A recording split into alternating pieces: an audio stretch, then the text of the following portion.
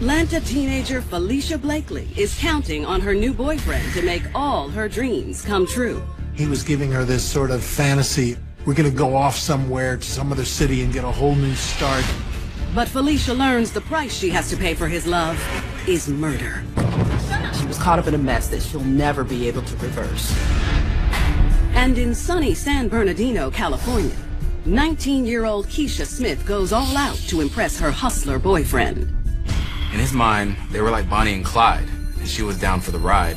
And to keep him around, Kiesha dedicates her entire world to pleasing him. It was a big decision for her to make if she was going to carry out these illegal activities. She was willing to sacrifice herself and her life to protect her man, and she did.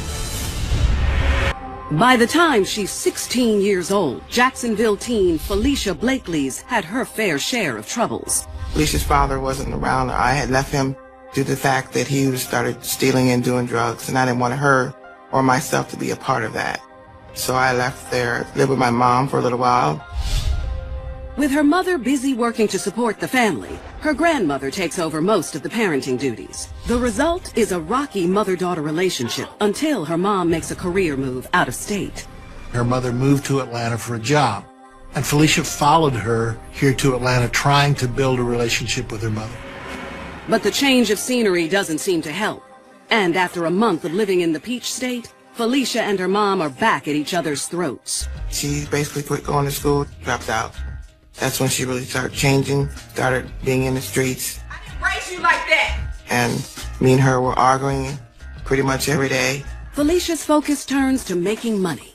She had a cousin who worked as an exotic dancer, a stripper up here in Atlanta, who persuaded Falicia that that might be a good life plan, that she should start dancing. Despite being a minor, Falicia wastes no time finding work at a local strip club.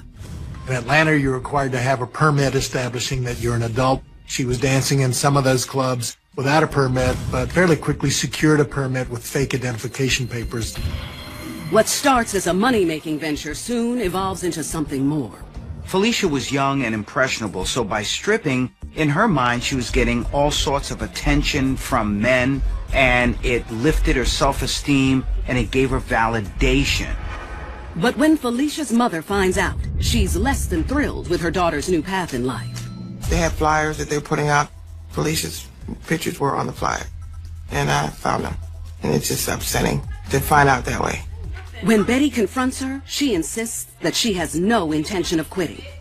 Falicia said that in the state of Georgia, when you're 16, you're grown, and that gave her the right to strip because she considered an adult.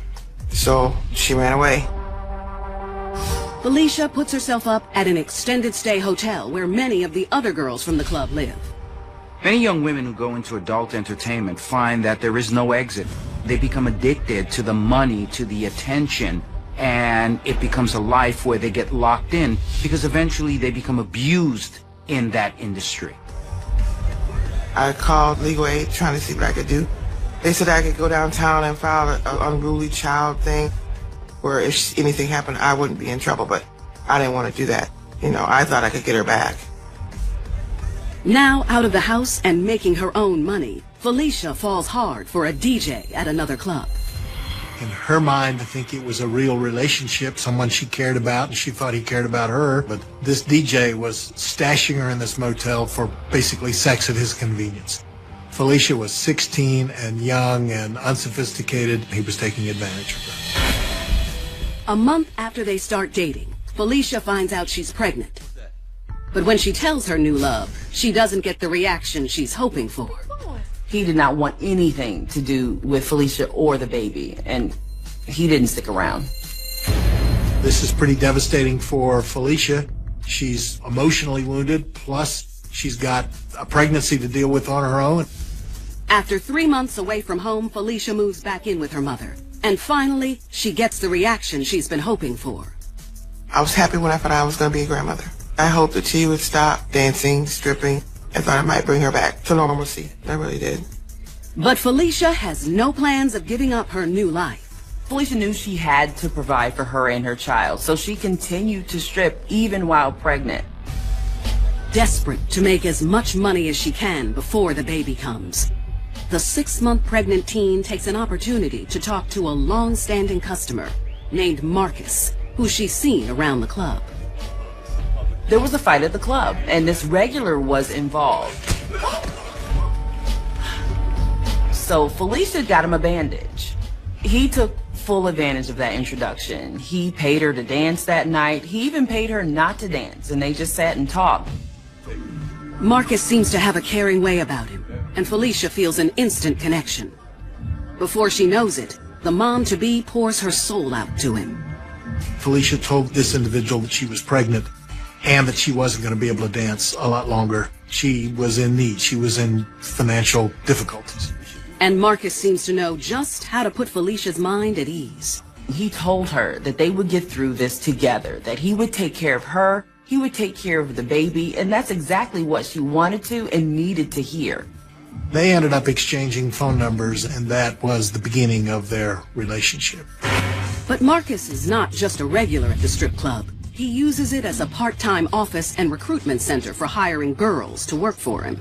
She knew he was a pimp when she met him. It was common knowledge in the club.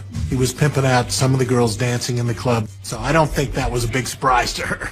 Falicia was 16 years old when she went on to the pole. Even though she was part of the industry, she knew the pimps, they hung out where she worked. She didn't really understand who these individuals were and how dangerous that they could be. Before Falicia gets a chance to see Marcus again, he gets arrested for battery and marijuana possession. But being locked up doesn't stop him from pursuing Falicia. He called her every day. He was giving her money, sending her people to take her to work. He was essentially courting her from jail. Basically, she took that to mean that he's going to look out for me no matter what. It just seemed to confirm her hopes for that relationship. This made a huge impression on Falicia and made her feel wanted, but even worse, got her to be even more dependent on him than she ever was before.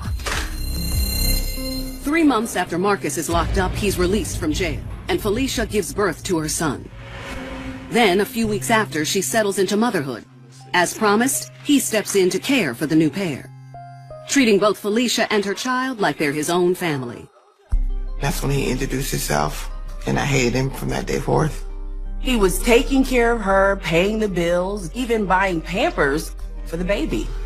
Less than a month after giving birth, Marcus encourages Falicia to go back to work and to once again move out of her mom's house.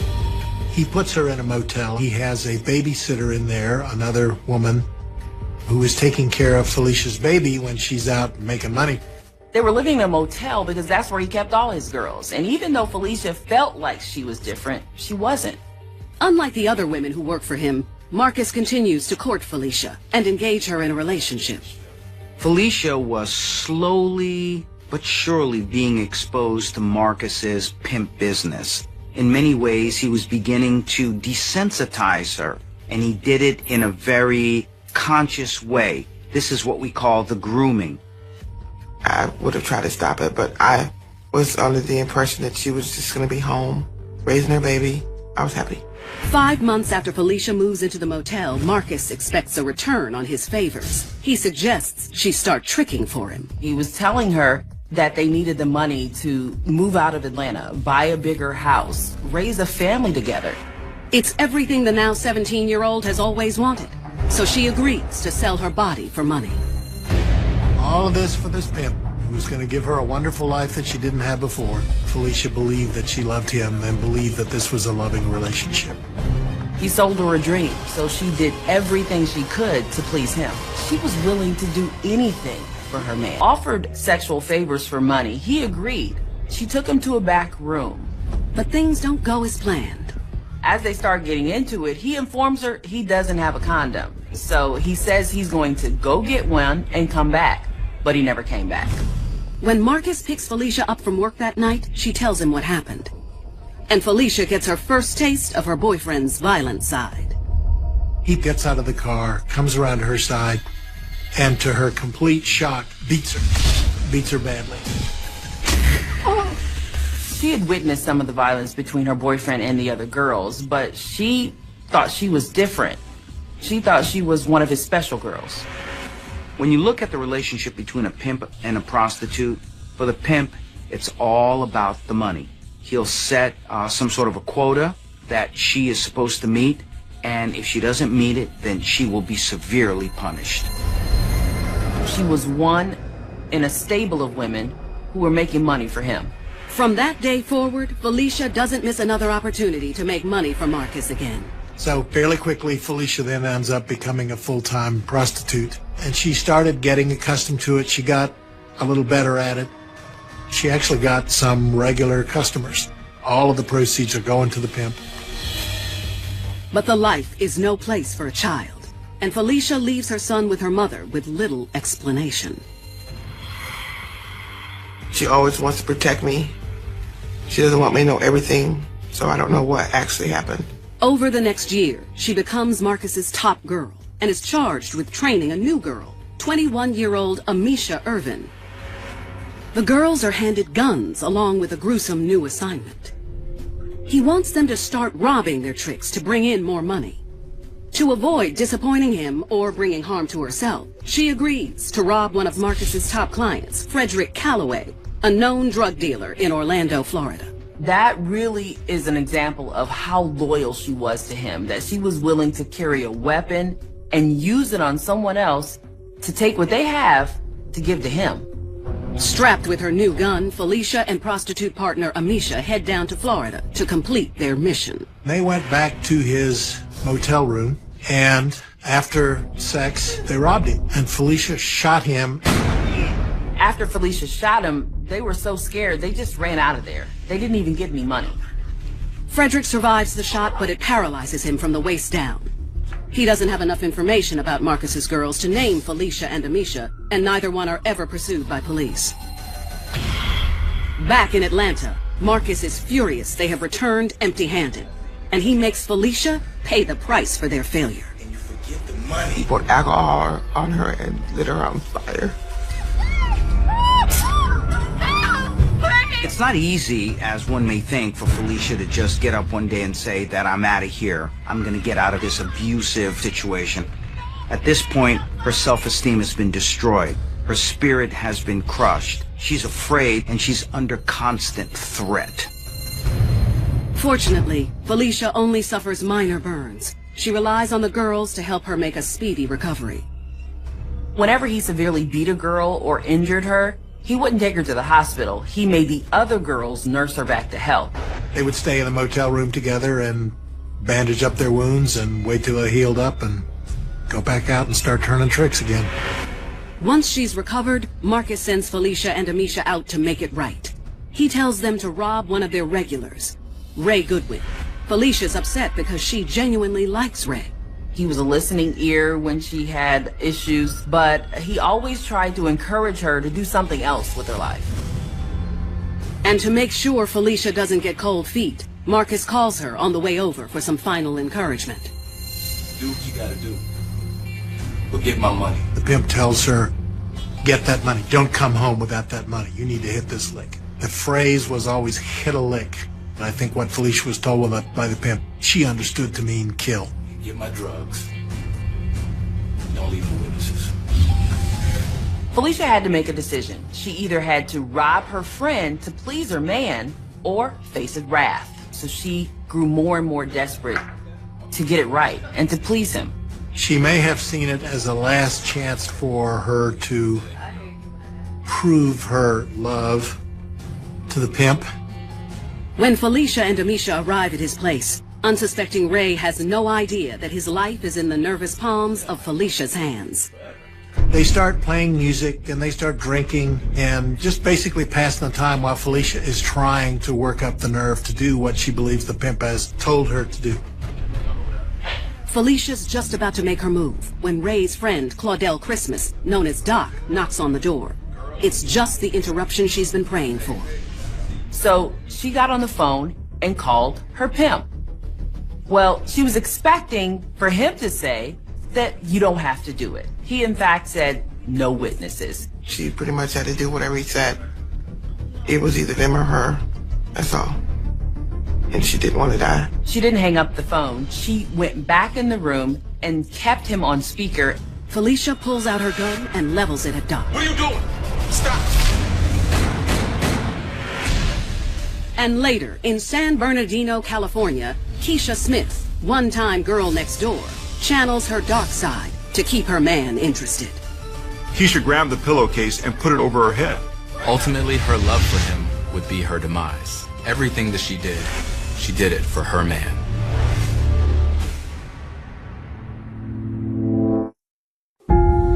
All my love scattered everywhere. When he looked at me, I just melted.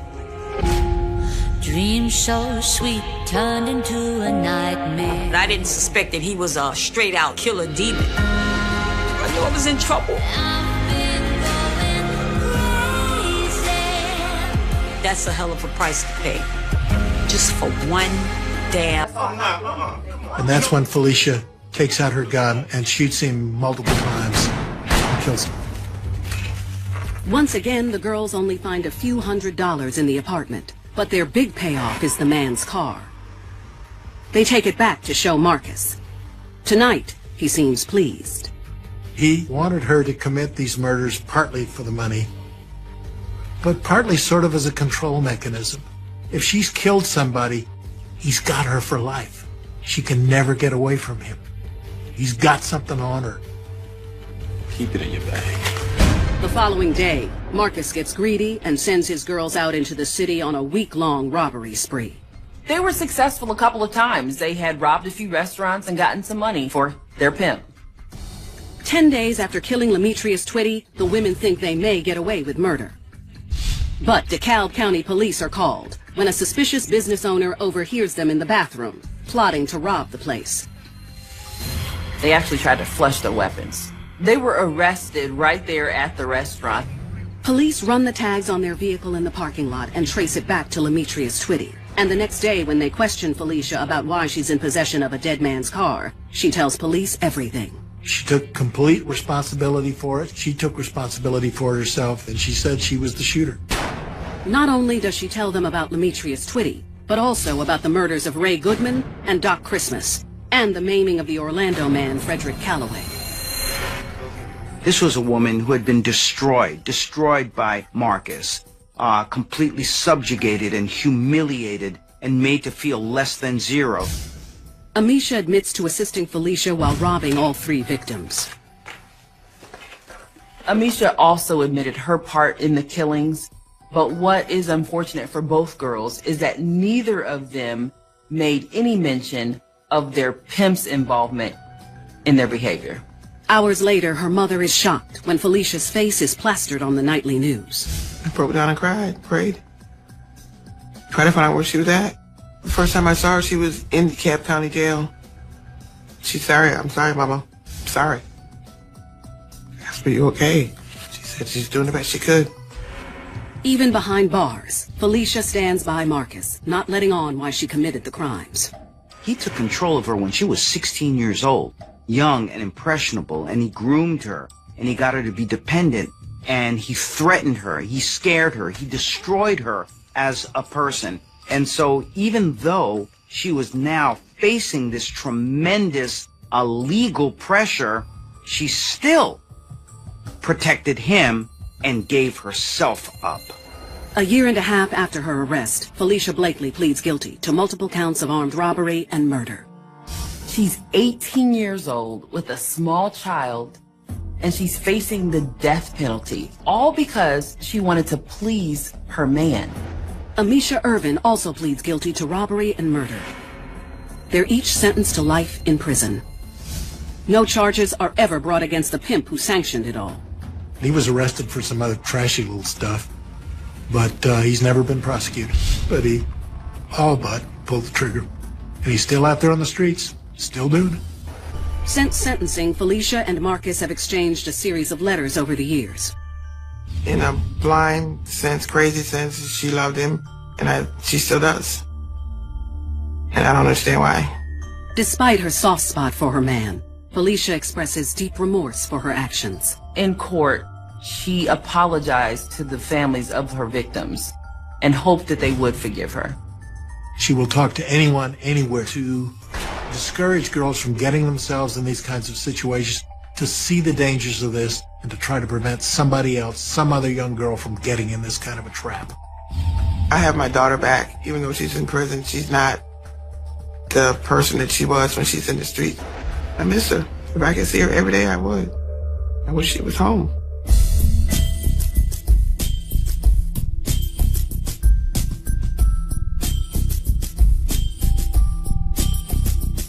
Falicia Blakely regrets doing her man's dirty work, and she's not the only woman wishing she had done things differently.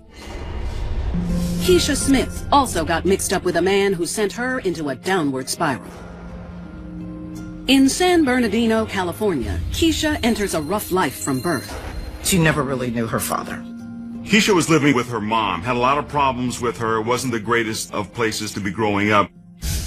Despite her broken home life, Kiesha wants to make something of herself.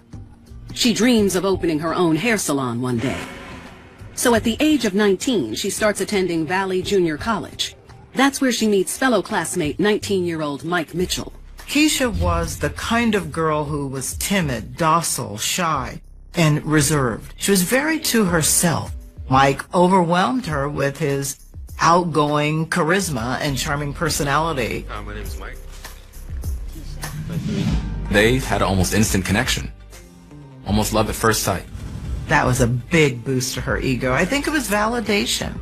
It made her important. But Mike and Kiesha couldn't be any more different. While she strives to make good grades, Mike uses campus life to expand his business. Mike Mitchell had been dealing drugs for years. He used his big personality to sell drugs. But that doesn't turn Kiesha away. Mike has her full attention. Mike, he knew what he wanted. He was kind of a businessman. He was strong, and that's exactly the kind of guy that Kiesha Smith was looking for. Even though Mike's choices with the ladies are endless, he puts his all into courting Kiesha. Mike and Kiesha, in the early stages of dating, had a very affectionate and safe relationship. They rode the bus to and from school together. They walked to class together. They spent a lot of time together. Just being young college students in love. Kiesha quickly learns that trying to hold on to him will change everything about her forever. She let him mold her into whatever he wanted her to be. All right, so that's one pair of glasses. Yep. With prescription lenses, plus anti-reflective lens coating. Oh. Scratch-resistant coating. Did I choose? UV protection. Award-winning customer service. That's me. That's also me. Free returns, free exchanges, and free frame adjustments for life. And how much more is that? Oh, it's all included at Warby Parker. So my glasses are still just $95. Oh. Surprise! I just get excited.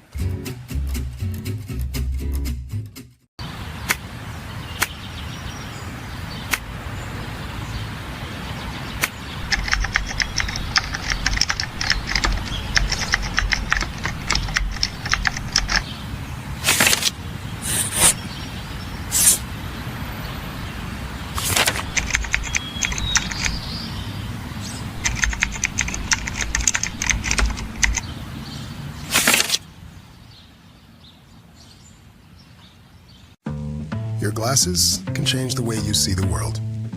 They can be bold, polished, complex, or unexpected. Find your perfect pair at Warby Parker. Or maybe your perspective is artful, simple, sharp, and classic. Find your perfect pair at Warby Parker, starting at $95, including prescription lenses. All my love scattered everywhere. When he looked at me, I just melted. Dreams so sweet turned into a nightmare. I didn't suspect that he was a straight-out killer demon. I knew I was in trouble. That's a hell of a price to pay. Just for one damn man. Timid 19-year-old Kiesha Smith is falling in love with 19-year-old classmate and drug dealer Mike Mitchell. 8 months into the relationship, Kiesha is ready to pick out her wedding dress. But the honeymoon phase is over for Mike, who finds himself longing for the thrill of his single days. Kiesha notices that they're not spending as much time together, and Mike is not really paying as close attention to her. Kiesha was already on probation, so that inner voice of hers, that conscience, probably whispered to her, don't get involved in illicit activities because you can go to jail. But her love for Mike was so overriding, it dampened that voice that said, do the right thing. 2 months into Kiesha's probation, she and Mike start casing houses, looking for the right one to rob. They looked in the middle-class areas of San Bernardino where they thought they can get the most money, the most jewelry, or the most merchandise. But Mike thinks they need more intel before choosing the right house. And Kiesha knows just who to ask. Kiesha recommended a woman from her apartment complex, Sherry Beck, who she knew dealt in stolen merchandise. Sherry had a reputation for using drugs, selling drugs, and stealing things to get more drugs. In exchange for drugs, Sherry agrees to help, and she has the perfect house in mind. Sherry was upset with her drug dealer, Derek Hassett. She felt like he had ripped her off, and she wanted to get back at him, so she recommended his house. Sherry invites them to case the house and rides the couple past the place, pointing out all possible entry points. But she has one word of caution. Sherry warned Mike and Kiesha that Derek lives at home with his parents and his grandmother. However, Sherry knew that most of the family was out of the house during the day, and she believed that she could lure Derek away from the house if she wanted to. The next morning, partners Mike and Kiesha put their plan in motion. They park down the street from Derek's house and anxiously wait for Sherry to do her part. Sherry went to Derek's house to distract him, talk to him, lure him, whatever she has to do. Mike and Kiesha are in the car watching the house. Sherry was having trouble getting Derek to leave the house, so she was with him longer than expected. Mike drove past several times and began to get impatient. And when Sherry fails to get Derek to leave, she splits. Sherry told Mike and Kiesha that Derek wasn't leaving, and on top of that, the grandmother was still in the house. Sherry told them they should forget it. Determined to keep their plan in play, Mike and Kiesha ignore her advice. And hasty Mike is about to lead Kiesha into the biggest blunder of her life. There was no turning back. At that point, she had to prove that she was his ride or die. She bought into this whole Bonnie and Clyde duo, and she would do anything just to make him happy.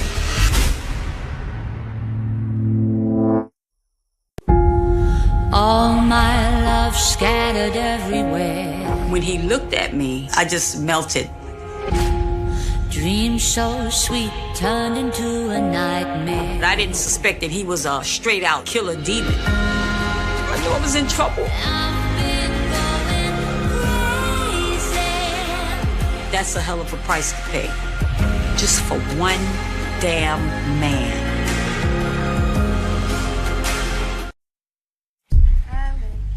In San Bernardino, California, just 10 months into Kiesha Smith's relationship with Mike Mitchell, the two are casing a house to rob, waiting for its owner to take off so they can go in. So Mike and Kiesha are now driving back and forth, trying to figure out why Derek hasn't left the house yet. They're becoming upset. They continue to stake out the house, and an hour later, to their relief, Derek finally leaves. They got into the house because the back patio door wasn't locked. Mike and Kiesha started ransacking the house. They turned the house upside down. After cleaning out several rooms, Kiesha and Mike head to the back bedroom. That's where they startled Derek's grandmother, Josephine Kelly. Please don't hurt me. Mike threw a pillowcase to Kiesha and told Kiesha to put the pillowcase over the grandmother's head. Don't hesitate. We don't have time. No, I'm not doing this to her. Keisha was the one at a higher risk because she was out on probation. She actually had more to lose. This would be the very last opportunity that Kiesha would have to turn away and change her mind. But Kiesha does as Mike asks. She places the pillowcase over Josephine's head. Kiesha had pledged her allegiance to Mike and would do whatever it is that he needed or wanted. Even though she was on probation and the specter of her getting in trouble was near, she was just willing to go by her heart, to please her man, even if it meant harming an elderly woman. Unbeknownst to Kiesha, Mike is carrying a gun. He slowly draws the weapon and points it in Josephine's direction. For Kiesha, this was a game changer. She never knew that there was going to be a weapon involved, and she certainly didn't think anybody was going to get hurt, especially a 90-year-old woman. Kiesha stands back and watches in horror as Mike strikes Josephine with the gun, after which Josephine remains motionless.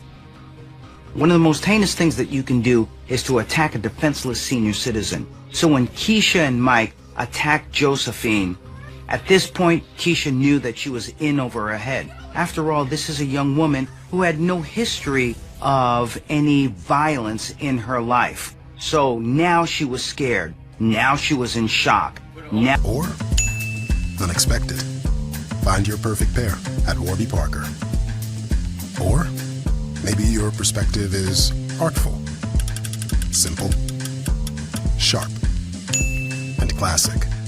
Find your perfect pair at Warby Parker, starting at $95, including prescription lenses.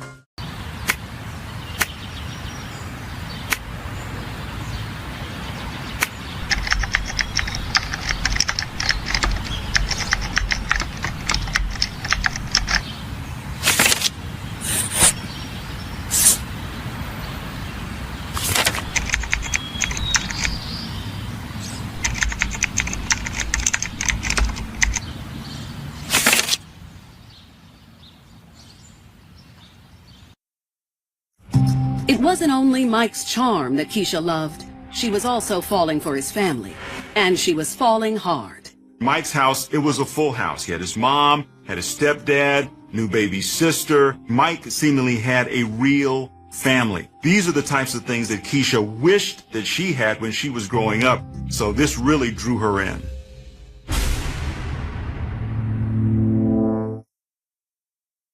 Three weeks after San Bernardino, California couple Mike Mitchell and Kiesha Smith kill 90-year-old Josephine Kelly, the hammer comes down on them. Police were suddenly at the door of Mike's mother. They raided the house, and lo and behold, they found stolen items from Josephine Kelly's house. The police found jars of coins, foreign currency, and jewelry that had been missing from Josephine's house. They also found Kiesha hiding in a closet. His mother is shocked at what they're accusing her son of, but fast-talking Mike has an explanation for how the goods ended up with him. Mike explained that he had done a deal with Sherry Beck, drugs for merchandise. Now, he wasn't sure where this stuff came from and says that he wasn't sure if it was stolen. Because their star witness, Sherry Beck, is a known thief and drug addict, police aren't prepared to make the other charge stick, so they charge Mike with possession of stolen property. Kiesha is also arrested and charged with a probation violation. And in a stunning blow, Mike is released 15 days later on bail. The prosecutor, in their discretion, felt that the evidence that was gathered was not enough to connect Mike, Sherry, or Kiesha with the murder of Josephine Kelly. The prosecutor did not decide to charge or prosecute. The case went cold. Kiesha remains behind bars, and a few weeks later, she's sentenced for her initial burglary charge. She receives 4 years in prison. Her solace is knowing that Mike is still by her side, but it doesn't last long. Initially, when Kiesha started serving time, Mike was visiting her in jail, but the visits became less and less frequent. Eventually, Mike didn't see Kiesha at all. Mike moved on with his life, got another girlfriend, had a child, and got married. Kiesha could have made a plea deal to get a lesser sentence in her burglary case, but she stands by her man. When she's released from prison 4 years later, she doesn't reach out to Mike and remains mum.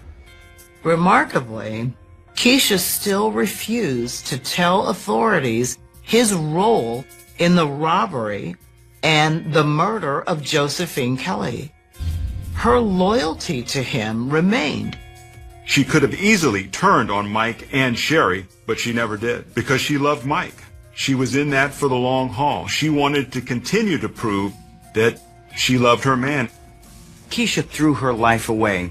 At the end of the day, she was with someone who really didn't care for her anymore, who wouldn't even visit her in jail, who in fact just let her rot in prison. But Mike's luck will eventually run out. 8 years after the murder, the San Bernardino police reopened the murder case of Josephine Kelly. They offer a $10,000 reward for any information leading to an arrest. That's when a witness contacts police. The 10 grand reward apparently was enough for Mike's... Basically gave her nothing. And now she's paying for it with the rest of her life. Kiesha loved Mike so much that it made her blind to her own choices and responsibility. It ultimately killed her dreams and everything that she wanted to be, all for this man.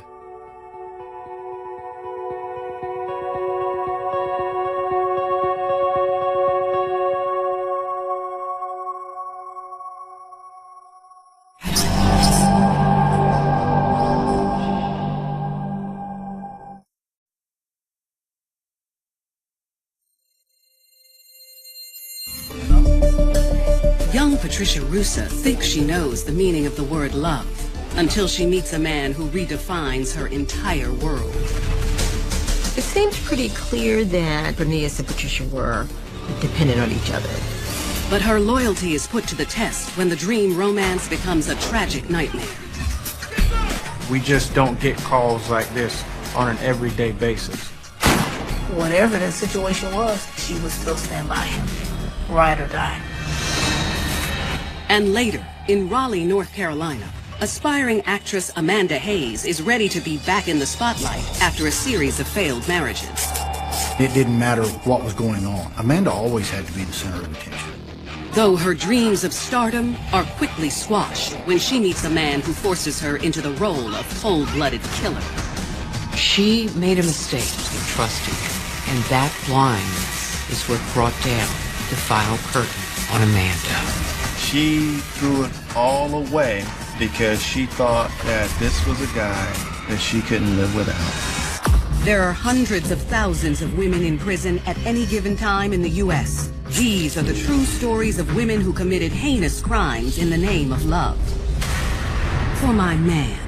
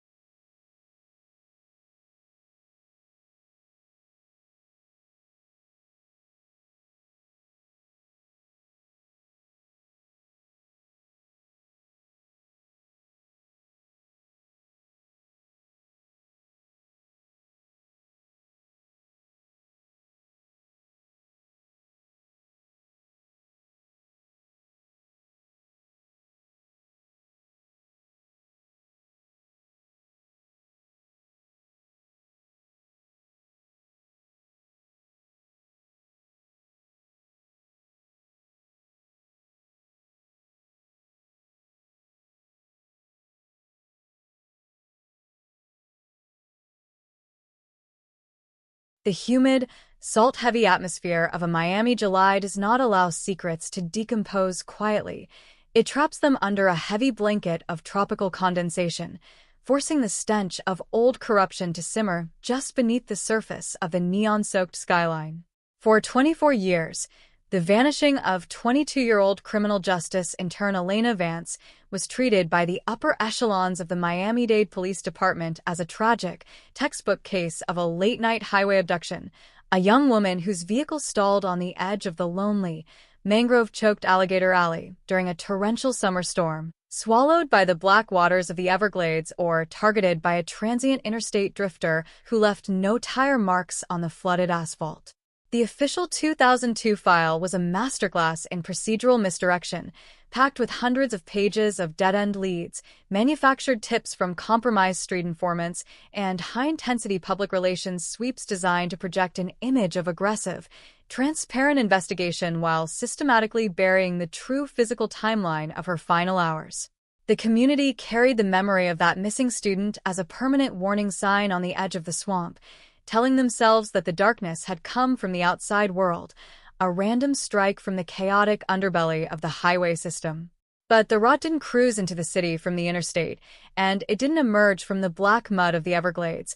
It sat comfortably behind the polished gold shields, the air-conditioned interrogation rooms, and the high-density data fortresses of the central headquarters itself.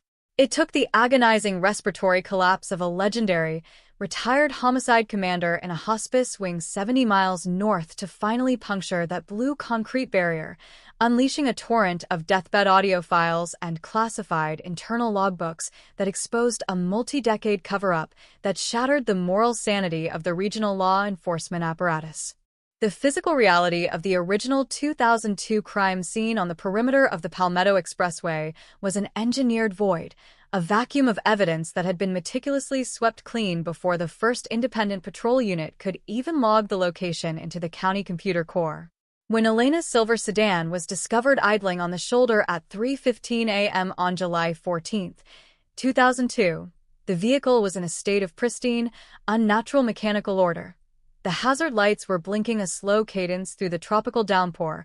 Her leather purse rested undisturbed on the passenger seat with her student identification card exposed, and the keys were still spinning slowly in the ignition cylinder, yet the internal climate controls were set to maximum cold, and the driver's side window was rolled precisely 4 inches down. The responding field technicians, operating under the direct personal supervision of then-Captain Arthur Pendleton, a highly decorated, iron-fisted leader whose reputation for closing complex homicide operations had made him a political untouchable in the district, clumsily contaminated the exterior door frames with low-grade chemical dusting powders, completely destroying any potential latent friction ridges or modern biological skin cells that could have identified the person who manipulated the steering wheel. Paranoia settled over the university campus like a thick mantle of humid soot. Young female students who had viewed the department's internship programs as a pathway to public service suddenly withdrew their credentials, looking at every marked cruiser, every tactical officer, and every high-ranking commander as a potential manifestation of the predator. Yet, despite thousands of man-hours spent checking the registries of local salvage yards and interviewing known sexual offenders across the Tri-County area, the official narrative slammed into an iron wall of absolute administrative silence. As the decades bled into each other, the vanishing of Elena Vance mutated into a grim piece of local law enforcement folklore, a cautionary tale whispered by veteran precinct detectives to incoming rookies during late-night shift changes at the Area 4 substation. Elena's mother, a retired high school guidance counselor, spent her entire life savings on private investigators and independent digital forensic audits, exhausting her physical health and her financial reserves before dying brokenhearted in a quiet coastal town in 2018. Her daughter's final criminal procedure textbooks kept wrapped in archival plastic beneath her bed. Meanwhile, right inside the executive suites of the central headquarters, the career of Arthur Pendleton ascended to historic heights, with the commander retiring in 2015 beneath a wave of public adulation, a copper plaque bearing his name mounted directly into the marble foundation of the department's training academy on Northwest 36th Street. He was an institution above suspicion, a silver-haired patriarch whose quiet retirement in a secluded waterfront estate in Jupiter was viewed as a well-earned reward for a lifetime of unyielding devotion to the preservation of urban order, while his private home safe, sealed behind a false electrical panel in his wood-paneled study, held the literal, digitized blueprints of the conspiracy.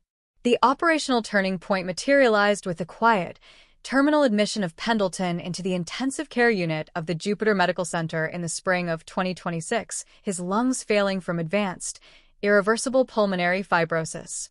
Knowing that his central nervous system was slipping into a state of permanent hypoxic collapse and that his immense legal immunity would no longer protect him from the ultimate ledger of human mortality, the former commander summoned an independent federal prosecutor to his bedside, refusing to permit his old department comrades or his corporate defense lawyers to enter the room. For 48 continuous hours, while the medical monitors beeped in a regular, frantic cadence through the sterile hospital air, Pendleton spoke into a high-fidelity digital audio recorder, his voice a dry, gravelly, monotone whisper that dismantled 24 years of departmental deception with the cold, analytical detachment of a research scientist. He didn't ask for forgiveness, he didn't weep for the ruined lineage of the Vance family, and his trembling hands didn't shake as he signed the final pages of his affidavit. He merely wanted the world to understand the absolute perfection of the system he had engineered to shield his own son. The deathbed recordings revealed that the true architect of the 1978 slaughterhouse was not a transient highway phantom or an anonymous predator from the swamp, but Pendleton's youngest son, Julian, a 24-year-old patrol officer who had been assigned to the exact same sector where Elena Vance was executing her field research on the night of July 14, 2002. Julian had utilized his marked departmental unit and his flashing blue emergency bars to pull Elena's vehicle over on the shoulder of the expressway, using his uniform and his golden shield as a psychological lever to force her out of the vehicle and into the rear cage of his cruiser before she could even register the threat. When the young intern resisted his physical advances inside an unmonitored maintenance shed behind the county fleet yards, Julian struck her down with an tire iron he had taken from his unit's emergency trunk kit, her arterial blood spraying across the cinderblock walls of the facility before he loaded her body back into the cruiser and drove straight to his father's private residence for administrative instructions. Captain Pendleton did not arrest his son. He did not call the homicide desk, and he didn't notify the state's attorney. He mobilized a private, deep-cover network of 5 loyal precinct commanders, a group known within the department as the Blue Wall Syndicate, who systematically took control of the dispatch logs, intercepted the primary evidence drapes, and buried the internal security camera tapes from the fleet yards inside a secure, off-site data server that was entirely insulated from the public courts. The logistical genius of Arthur Pendleton's cover-up was realized during the 72 hours following the execution. He did not attempt to bury Elena's remains in a shallow grave in the Everglades, which would have left a highly visible trail of tire tracks and mud for independent federal rangers to discover once the weather cleared. Instead, utilizing his administrative authority over the county's seized asset storage yards, he had her body loaded into a high-density industrial polymer drum, filled the interior with 500 pounds of liquid chemical alkaline solutions designed to dissolve organic bone matter down to a sterile calcium slurry, and stored the container inside a locked, high-security evidence vault containing seized narcotics from international maritime operations. He then took her car keys, her cell phone, and her credit cards, orchestrating a sequence of digital pings and manual ATM withdrawals across the state line in Georgia, using a dirty undercover operative to convince the media that she had left the state voluntarily or been abducted by an interstate human trafficking ring. When the independent state investigators finally managed to access the vehicle tracking records months later, they found themselves staring at an engineered technological maze, a cold case file that pointed toward Atlanta and Charlotte, while the literal molecular remains of the victim were sitting right inside the Central Police Headquarters, hidden behind a green plastic inventory tag signed by the captain himself. The technical confirmation of this deathbed confession was completed by a specialized, external federal forensic task force that descended upon the Miami-Dade evidence storage facility less than 6 hours after Pendleton's heart monitor registered his final flatline. Operating under a high-priority federal racketeering warrant signed by a U.S. Supreme Court justice, the independent agents bypassed the local precinct guards, drilled out the biometric locks on the historic narcotics vaults, and located the industrialized polymer container bearing the faded 2002 inventory number. Dr. Linda Torres, brought in from the Latent Technology Center to supervise the molecular archaeology of the site, utilized advanced microcentrifuge filtration arrays and high-density single nucleotide polymorphism sequencing engines to analyze the yellow-tinted, calcified sediment at the base of the drum. The molecular sequencers took less than 24 hours to deliver an absolute 1 in a billion match against the historic reference swabs preserved from Elena Vance's childhood dental records. The biological ghost had survived 24 years of chemical erasure to sign the execution order of the Blue Wall. The news broke across the sun-bleached avenues of Miami like a massive structural explosion, dominating the national media landscapes as the headline flashed across millions of digital displays. Miami 2002 cold case solved. Deathbed confession uncovers massive police cover-up. Citizens gathered outside the Central Justice Complex on Northwest 12th Avenue in a state of collective, catatonic rage, staring at the concrete facade of the building where a killer had spent 2 decades collecting a municipal paycheck while his father's copper monument sat mounted in the courtyard below. Inside the federal detention cells, Julian Pendleton, now a 48-year-old internal affairs sergeant who had climbed the ranks of the department beneath his father's protective shadow, sat in absolute, unblinking silence, his hands bound in high-tensile steel restraints, his face an empty mask of narcissistic collapse as the federal prosecutors laid out the racketeering and capital murder indictments. He had outrun the local detectives, he had outlived his victims' parents, and he had used the very shield of public justice to guard his trophies, completely blind to the fact that his father's terminal fear of the afterlife would eventually break the seal on his fortress.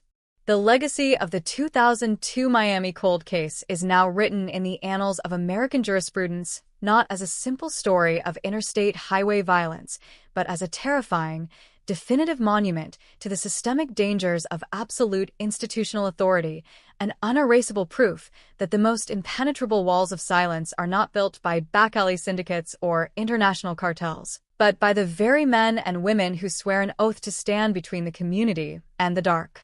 The Central Police Training Academy stands quiet now, its historic copper plaque torn from the marble foundations by pneumatic chisels, the white stone dust of the erased names settling over the plaza like old coastal salt, while the young recruits move through the corridors in a state of muted, hypervigilant suspicion.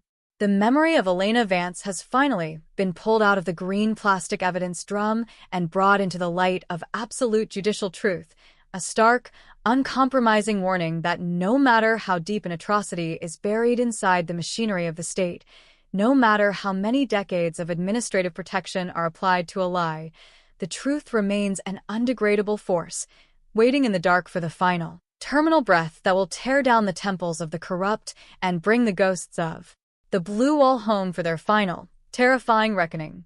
The geographic geometry of South Florida's infrastructure is a fragile, artificial grid slashed through the heart of an uncompromising wilderness. In July of 2002, the outer perimeter of the Palmetto Expressway did not represent the radiant, neon-soaked playground of modern travel. It was a dark, industrial frontier where the hyperdense asphalt of the metropolitan highway system met the silent, black expanse of the Everglades. When a tropical depression stalls over the Everglades, the air becomes a suffocating, pressurized matrix of heat and water, a heavy tropical condensation that traps the sound of the urban landscape beneath a gray ceiling of low-flying clouds. The rain falls in blinding, vertical sheets, drowning out the ambient hum of distant city traffic and reducing visibility to a sequence of fractured, watery shapes. It was within this specific atmospheric vacuum, where the flashing yellow warning signals of the highway construction zones were completely swallowed by the darkness, that an internal predator utilized the absolute authority of a marked municipal unit to turn a standard roadside assistance stop into a permanent administrative erasure. Elena Vance was 22 years old, a brilliant, hyper-focused criminal justice senior at Florida International University who had spent her summer executing an intensive field research internship with the county's Juvenile Rehabilitation Division. She was a young woman of unshakable civic faith, a student who viewed the polished gold shields of the local law enforcement apparatus not merely as symbols of public safety, but as a righteous, moral architecture designed to protect the vulnerable from the chaotic underbelly of the city.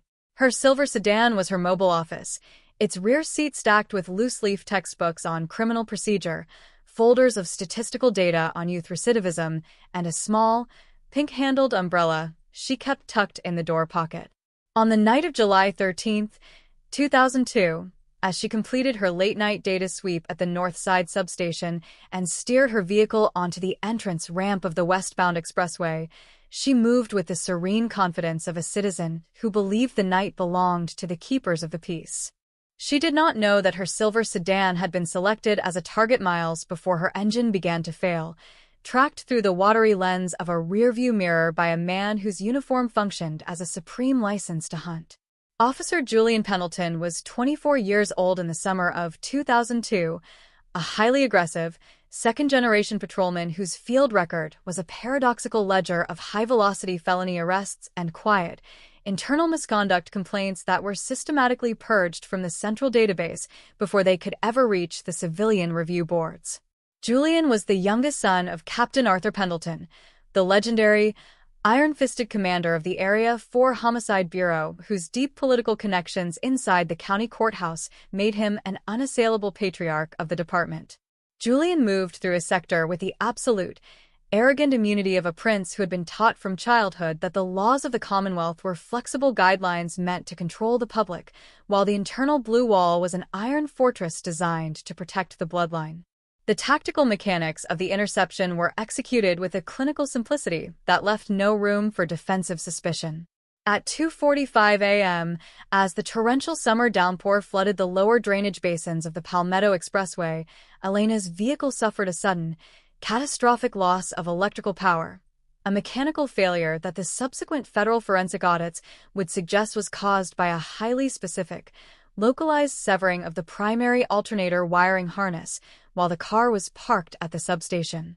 As her engine sputtered and died on the dark shoulder of the highway, miles away from the nearest brightly lit convenience store, the blinding blue emergency light bars of Julian Pendleton's marked cruiser materialized through the gray wall of rain, casting a rhythmic, hyper-intense strobe across the flooded asphalt. Elena did not panic. She rolled the driver's side window down precisely 4 inches to allow the cool, air-conditioned air of her cabin to meet the humid swamp breeze outside, her hand automatically reaching for her student identification badge to present to the officer who was stepping out of the blue light. Julian Pendleton did not approach the vehicle with the standard, cautious posture of a highway patrolman.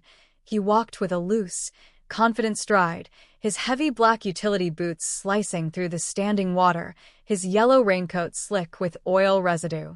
He used his official, high-powered flashlight to blind the young intern through the wet glass, his voice a calm, authoritative drone that commanded her to step out of the vehicle and into the rear cage of his cruiser for an emergency transport away from the rising floodwaters of the shoulder. "The highway is closing due to a structural washout 2 miles ahead, miss," Julian said, his gloved hand resting casually against the heavy polymer grip of his service weapon as he opened her door, his face framed by the dark visor of his uniform cap. "We need to clear this sector before the drainage ditches overflow. Leave your purse on the seat. My unit will secure the vehicle until the municipal tow trucks arrive at dawn."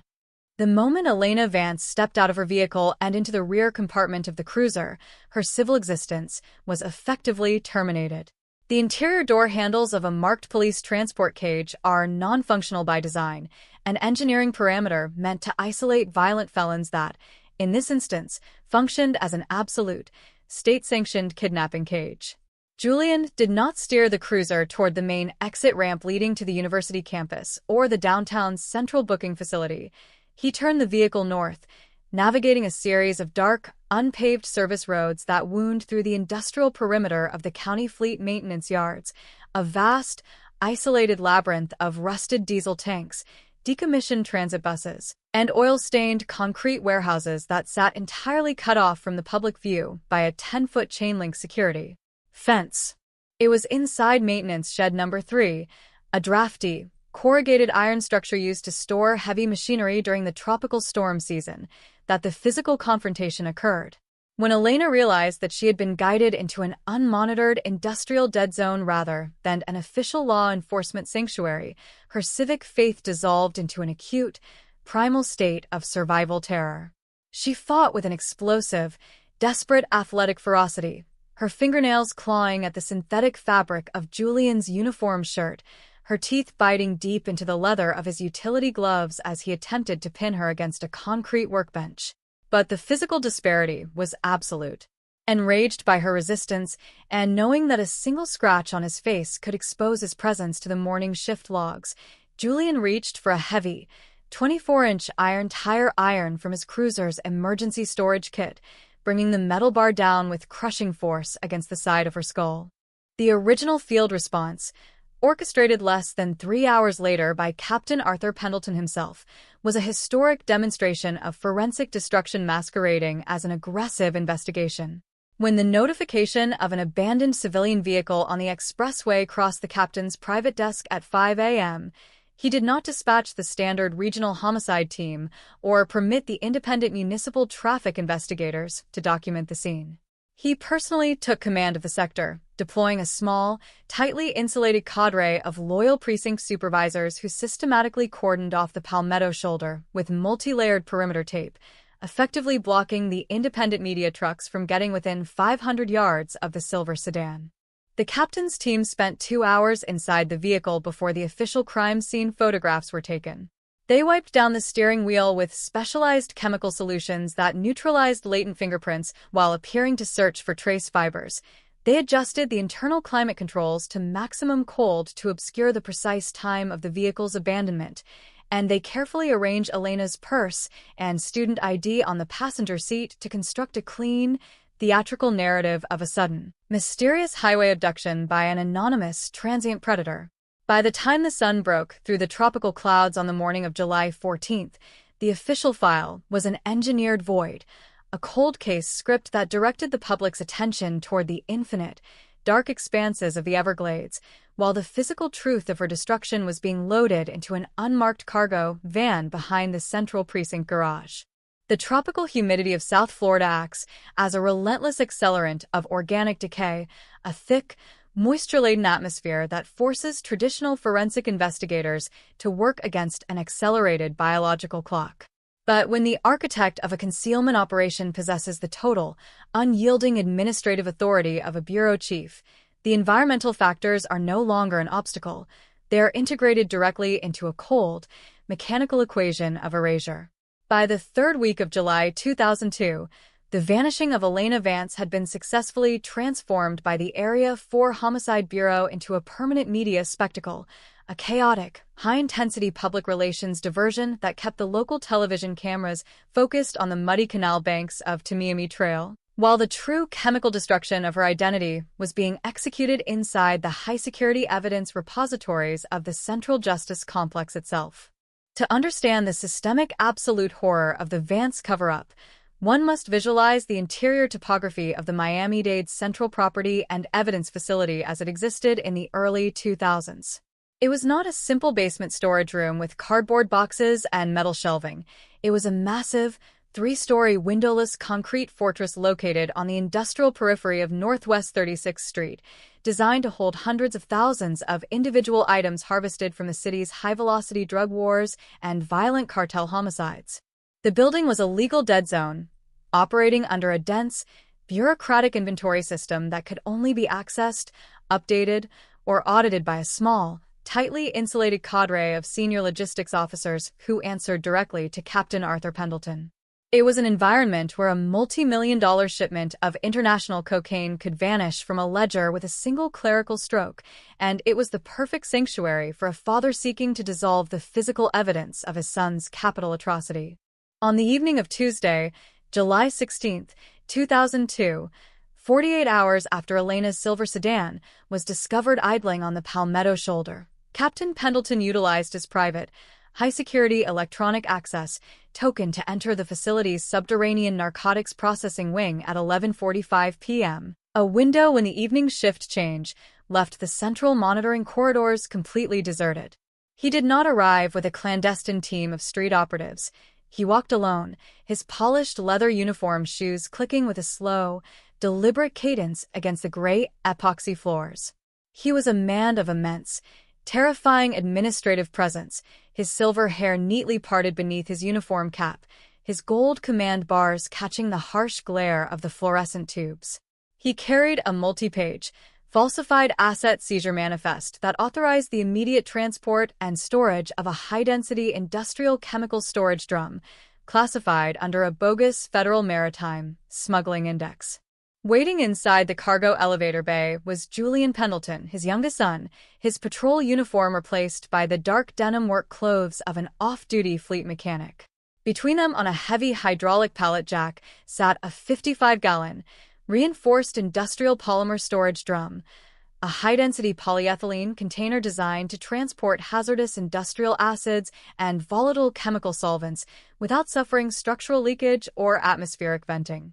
The drum had been harvested from a decommissioned county water treatment facility 3 hours prior, its exterior surface completely scrubbed of any original corporate labeling and replaced with a prominent, green plastic inventory tag bearing a forged case number from an active international narcotics trafficking investigation. The interior contents of that polymer drum represented the absolute, chilling apex of Arthur Pendleton's forensic pathology. He did not attempt to commit the amateur blunder of burying Elena's body in the shifting, unpredictable mud of the Everglades, an environment where seasonal water fluctuations, construction grading, or the migratory patterns of deep swamp wildlife could expose a bone fragment to a federal park ranger within a matter of months. He had spent 30 years studying the failures of the city's most sophisticated murderers, and he understood that the only permanent grave is one that completely alters the chemical state of organic matter.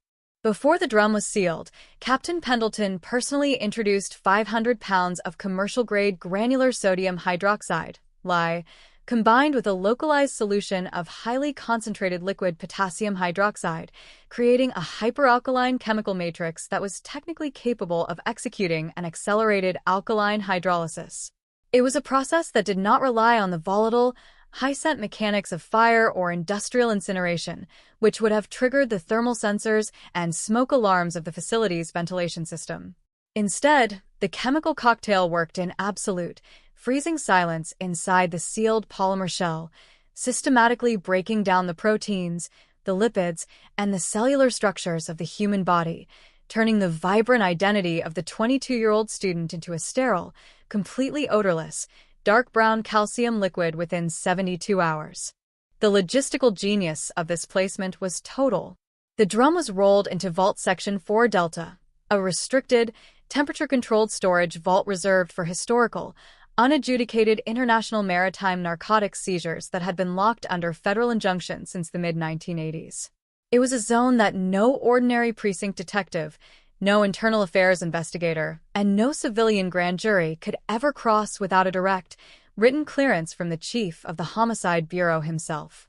The container was positioned directly beneath a massive industrial cooling vent, its green plastic inventory tag matching a dummy file in the central mainframe that listed the item as seized unrefined chemical precursors, case pending federal adjudication. The literal molecular remains of Elena Vance had been transformed into an anonymous piece of police property, guarded by the very security cameras, biometric locks, and armed guards that the citizens of the county paid to protect them. While the chemical erasure was finalizing its work in the dark of Vault 4 Delta, Captain Pendleton's secondary administrative network, the Blue Wall Syndicate, was actively constructing a multi-layered digital smoke screen across the state line. At 2 a.m. on July 17th, a dirty undercover narcotics operative working under Pendleton's personal payroll crossed the Georgia border inside a rental vehicle, carrying Elena's personal cell phone and her primary bank cards. Over the next 48 hours, this operative executed a sequence of deliberate, high-visibility digital transactions. He turned her phone on for 3 minutes outside a highway transit oasis in Valdosta, allowing the cellular towers to log a hard geographic ping that pointed away from the peninsula. He used her debit card to withdraw $300 from an automated teller machine at a truck stop outside Atlanta, and he dropped her Silver College keychain into the rear utility bin of an interstate bus terminal in Charlotte, North Carolina.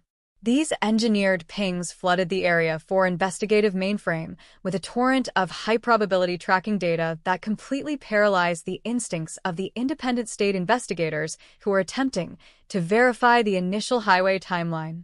The media swallowed the narrative with absolute, uncritical urgency, running primetime headlines that shifted the public focus from a potential local law enforcement anomaly to a terrifying interstate trafficking mystery. The news anchors mapped out her flight path across the southeastern United States, interviewing transient truck drivers and state troopers in 3 different jurisdictions, while the true killer, Julian Pendleton, sat in the air-conditioned comfort of the North Side substation, collecting his standard hazard pay and reviewing the daily tracking logs under the proud, silent supervision of his father. The psychological warfare executed against the Vance family during this period of manufactured confusion was a masterclass in bureaucratic cruelty. Every time Elena's mother, Miriam, arrived at the Central Justice Complex to demand an update on the cellular tracking files, she was guided into Captain Pendleton's private office, where the silver-haired commander would hold her hands, his voice dropping into a warm, deeply sorrowful baritone that projected the absolute perfection of paternal empathy. He would show her the falsified Georgia tracking maps, shake his head at the cruelty of the modern interstate corridors, and promise her on his golden shield that the department would never stop hunting the phantom trucker who had stolen her beautiful daughter from the side of the road. He used her grief as a continuous, real-time diagnostic tool, analyzing her statements to ensure that her independent private investigators hadn't stumbled upon the physical reality of the county fleet maintenance yards or the true timeline of the Palmetto Shoulder. For 13 years, that polymer drum sat undisturbed in the cold darkness of Vault 4 Delta, its green tag fading under the fluorescent lights, its internal liquid settling into a dense, mineralized calcium slurry that looked to the casual inventory clerks like ordinary industrial waste. Captain Pendleton retired in 2015, receiving the highest civic accommodations from the County Commission, his name etched into the marble foundations of the Police Training Academy as a testament to a lifetime of unyielding devotion to public order. He moved to a multi-million-dollar waterfront estate in Jupiter, completely secure in his belief that he had successfully rewritten history, outwitted the digital age, and buried his son's sin behind an unbreachable wall of chemical silence and administrative reverence. He did not know that the technological universe was developing a new kind of forensic architecture, a science of high-density molecular archaeology that could reach back through decades of structural deception to pull a ghost out of a sealed plastic drum. The ultimate undoing of a multi-decade institutional conspiracy does not begin with a dramatic, midnight raid or a sudden break in the street-level informant network. It initiates within the silent, temperature-regulated data centers of the federal justice system, where the unerasable digital footprints of old communication networks are systematically mapped by modern computational arrays. By the early spring of 2026, the Federal Bureau of Investigation's Public Corruption Task Force, operating under a high-level Department of Justice authorization, had established a classified, off-site digital forensics lab on the upper floors of the federal courthouse in downtown Miami. This was a realm stripped entirely of traditional police theater. There were no dented metal desks, no half-empty coffee pots, and no tobacco-stained interview folders. Instead, the space was dominated by long rows of liquid-cooled servers, automated forensic software arrays, and data analysts who treated a 24-year-old law enforcement cover-up not as a human mystery, but as a compressed data processing problem waiting for the correct technological extraction keys. At the center of this technological offensive was Dr. Linda Torres, a 34-year-old molecular archaeologist and digital data specialist who had spent her professional career adapting high-density forensic analytics from historical cold cases to the pragmatic demands of modern public corruption investigations. To Dr. Torres, The cardboard boxes gathering dust in the deep property repositories of the Miami-Dade Police Department weren't just monuments to a tragic, unresolved human loss. They were historical data nodes holding the hidden, unread signatures of the city's most protected internal predators. When her unit initiated a comprehensive, automated audit of South Florida's unresolved disappearances from the pre-digital transition era, her attention was immediately locked onto the July 2002 vanishing of Elena Vance, the brilliant criminal justice intern whose vehicle had been found abandoned on the rain-slicked shoulder of the Palmetto Expressway. The Vance file attracted her analytical eye precisely because of the extreme, paradoxical cleanroom nature of the early investigative reports. The original homicide logs from 2002 detailed a complete absence of physical trace evidence inside and outside the silver sedan. No usable latent friction ridges on the door frames, no tire tracks in the mud of the shoulder despite a massive summer downpour, and no cellular transactional records that could establish her precise movements after she cleared the north side substation gate.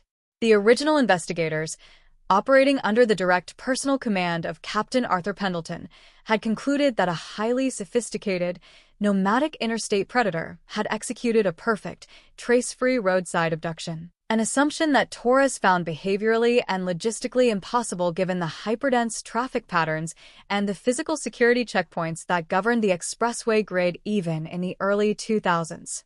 On March 14, 2026, the Digital Task Force bypassed the local county mainframes entirely, utilizing a federal grand jury subpoena to execute a total extraction of the historical, archived telecommunication packets and cell tower signaling logs that had been captured by regional service providers during the second week of July 2002.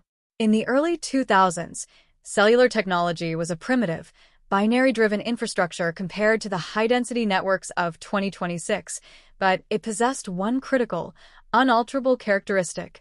Every time a mobile phone communicated with the network, it left a permanent, unerasable record of its presence on the historical signaling rails of the central switches. Data packets, known as Cell Site Location Information (CSLI), that were typically filed away into the deep corporate vaults of the telecom giants and forgotten by time.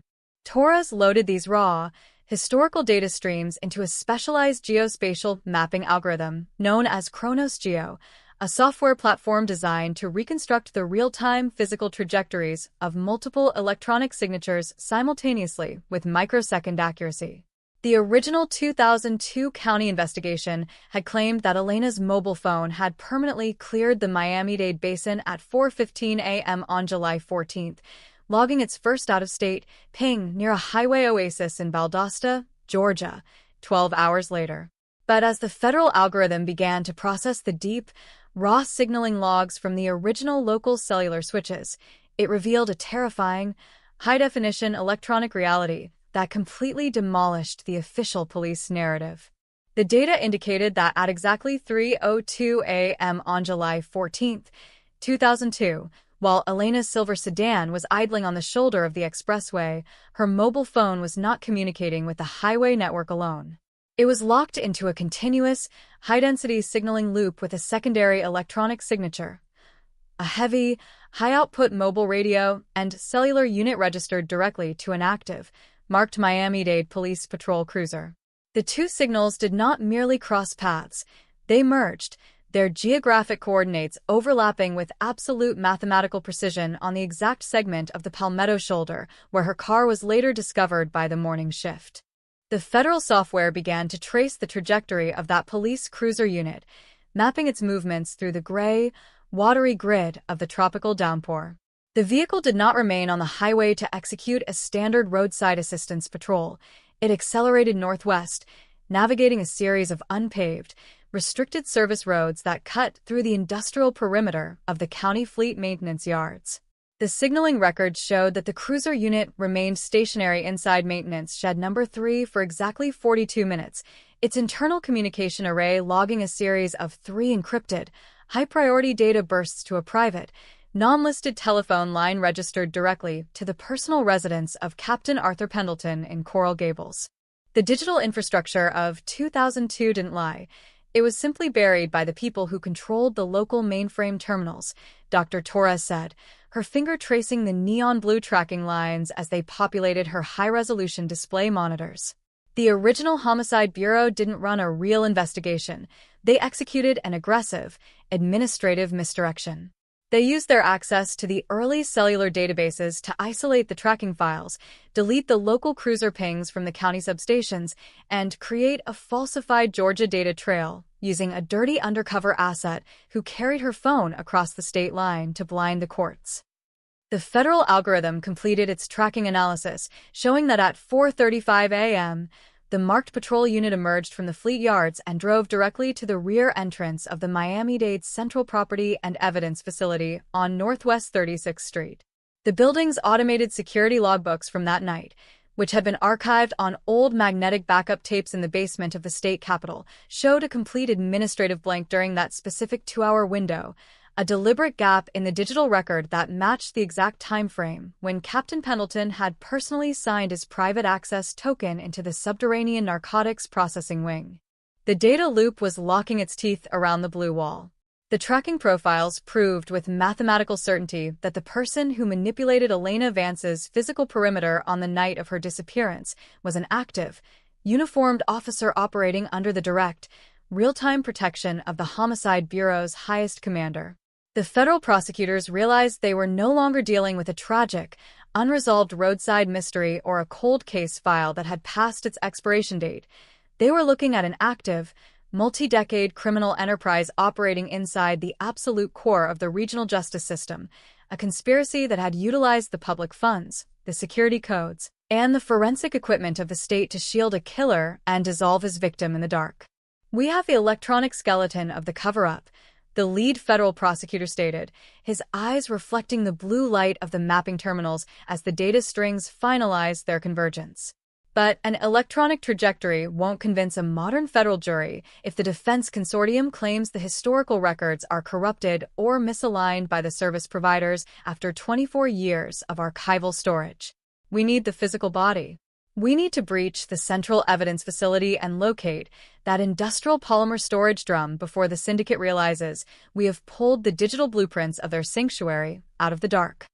The physical atmosphere enveloping the exclusive waterfront enclave of Jupiter, Florida, during the second week of April 2026 was defined by a heavy, pre-summer stagnation, thick, salt-crusted humidity that rolled off the Atlantic Ocean and hung motionless within the manicured canopies of the royal palms.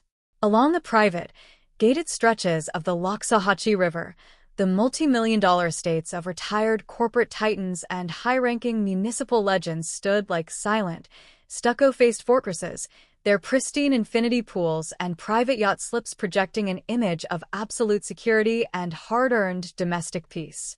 Wealthy residents in Linen Resort where navigated their golf carts through the hyper-manicured fairways of the adjacent country clubs.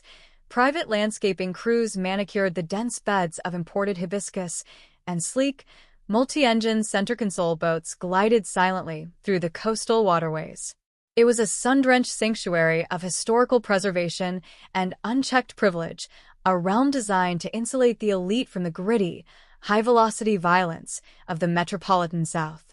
But beneath this surface of serene luxury, a silent, deep-cover federal tactical surveillance web was tightening around the secluded estate at number 412 River Oakway.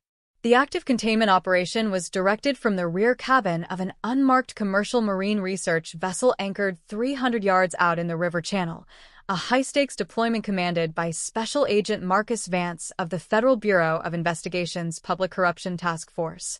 Marcus was a 20-year veteran of the Bureau's elite Internal Affairs Division, a man whose career had been forged in the high-stress, low-visibility environment of dismantling entrenched political syndicates and tracking sophisticated white-collar fugitives across the eastern seaboard.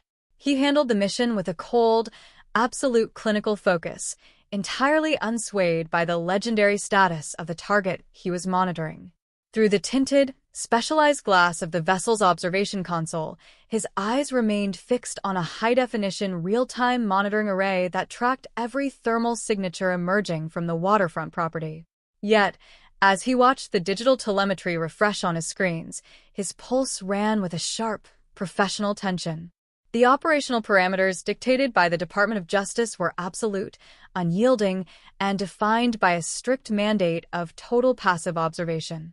The field units, composed of plainclothes federal operators embedded on land, water, and within the local public service grids, were strictly forbidden from utilizing any traditional intrusive methods that could puncture the target's highly refined psychological comfort zone. They could not execute a wiretap on the estate's landlines because Captain Arthur Pendleton had disconnected his public communication cables months prior. They could not monitor his digital data traffic because the retired commander lived entirely offline, utilizing private couriers to manage his financial accounts, and they could not request a standard garbage pull from the curbside bins, as the private security force that patrolled River Oakway personally processed all domestic waste to protect the residents from corporate espionage. A single operational anomaly, a strange vessel idling too long in the river channel with its auxiliary engines running, a disguised utility worker asking specific questions about the estate's backup power systems, would be noticed instantly by the hypervigilant family, risking an immediate legal blockade or the destruction of the private archive hidden within the home before a federal grand jury could verify the digital matching data. The entire mission lived or died on a single, clean directive: secure continuous, high-definition visual and behavioral data on the dying patriarch while preparing the perimeter for an absolute forensic intervention. For 7 continuous days, the surveillance logs resembled a clinical case study in pristine, unassailable retirement. The target of the operation, 76-year-old retired homicide Captain Arthur Pendleton, was trapped within a physical decline that was as rapid as it was unyielding. Advanced, irreversible pulmonary fibrosis had compromised his central nervous system, reducing the once towering, iron-fisted ruler of the Area 4 Homicide Bureau to a fragile, oxygen-dependent shadow of his former administrative presence. Through the long-range thermal imaging lenses, Marcus watched the old man spend his mornings seated in a high-backed leather chair on the screen veranda overlooking his private dock, his long frame draped in an expensive cashmere blanket, his face obscured by a high-flow medical oxygen mask that hissed a continuous, rhythmic cadence into the stagnant river air. Beside him stood his youngest son, Sergeant Julian Pendleton of the Internal Affairs Division, the true killer of 2002, who had taken an extended administrative leave from his precinct command to act as his father's primary medical guardian. Julian moved through the estate with the loose, arrogant confidence of a man who believed the blue wall of silence was a permanent, cosmic guarantee. He was 48 years old, his silver hair neatly parted in imitation of his father's historic style, his civilian clothing failing to hide the distinct, rigid posture of an active police supervisor. Every afternoon at precisely 2 p.m., Julian would guide his father's motorized wheelchair down the paved concrete ramp toward the edge of the river channel, helping the dying patriarch breathe the salt-heavy air, while they watched the luxury yachts navigate the intercoastal waterway. To the casual boaters passing the estate, they appeared to be a beautiful, heartbreaking tableau of familial devotion, a highly decorated police family spending their final, quiet weeks together in the twilight of an unassailable public career. There was no somatic manifestation of an active guilty conscience, no erratic scanning of the riverbanks, no physical indicators that suggested these two men had spent 24 years guarding a high-density chemical tomb inside the Central Police repositories of Miami. They looked like the royalty of the old department, resting comfortably within a sanctuary built by their own historical immunity. The true logistical challenge for the federal surveillance team lay in Julian Pendleton's hypervigilant operational security routine, a pattern of behavior that Dr. Torres back in the downtown data centers began to classify not as filial devotion, but as a deeply calcified forensic countermeasure designed to shield the home from any form of technical penetration. Julian managed the estate like an active command post. He personally inspected the property lines 3 times a day, checking the exterior security cameras for any signs of physical tampering. He personally accepted all medical supplies and oxygen cylinder deliveries at the front security gate, cross-checking the credentials of the transport drivers against the state registry before allowing them to step onto the driveway. And he never permitted a single scrap of medical waste, a discarded medication vial, or a piece of correspondence to leave the interior of the house without personally shredding and incinerating the materials in a private outdoor fire pit behind the boathouse. He was a professional internal affairs investigator applying the full weight of his counter-surveillance training to protect the deathbed of the man who had saved him from the executioner's ledger in 2002. The critical fracture in this defensive perimeter occurred on Thursday, April 16, 2026, a day defined by a sudden, violent shift in the local atmospheric systems as a low-pressure front from the Caribbean collided with the intense heat of the Florida current, triggering a massive, blinding squall of tropical rain and heavy, opaque fog that completely blanketed the Loxahatchee River in a thick, gray wall of water. At 3:15 p.m., as the torrential downpour flooded the lower drainage canals of the River Oak Estate, a catastrophic electrical power surge, secretly induced by a high-frequency federal electromagnetic pulse device deployed against the local utility transformer station, knocked out the main power grid of the neighborhood, instantly plunging the Pendleton mansion into total darkness and disabling the automated security cameras that guarded the waterfront dock. The interior backup generators failed to engage immediately, a mechanical delay that the federal surveillance logs indicated was caused by a planned maintenance cycle Julian had initiated earlier that week. Inside the house, the sudden termination of the automated oxygen concentrator system triggered an acute, immediate medical crisis for the dying captain, his lungs gasping for air as his blood saturation levels dropped into the toxic danger zone. Marcus Vance watched through the specialized infrared thermal lenses as Julian panicked, his heat signature moving frantically through the dark hallways of the mansion to locate the manual backup oxygen cylinders stored in the rear utility room. Realizing that his father's respiratory system was slipping into a terminal hypoxic collapse that would end his life before he could sign an official judicial confession, Julian was forced to break his isolation routine. He rushed to his private vehicle, ignored the security gate controls, and drove at high speed through the blinding sheets of tropical rain toward the nearest specialized medical supply depot located on Indiantown Road, leaving the dying patriarch completely unattended inside the darkened estate for an estimated 20-minute window. Marcus Vance didn't waste a single millisecond of the operational breach. He signaled the walking tactical interception teams that had been staging inside a plain commercial delivery van parked 2 blocks away. Within 90 seconds of Julian's vehicle clearing the neighborhood entrance, 2 undercover federal operators dressed in the high-visibility yellow slickers of emergency municipal drainage technicians stepped smoothly through the tropical downpour, crossing the property line of number 412 River Oakway with a rapid, silent synchronization that left no trace on the flooded lawns.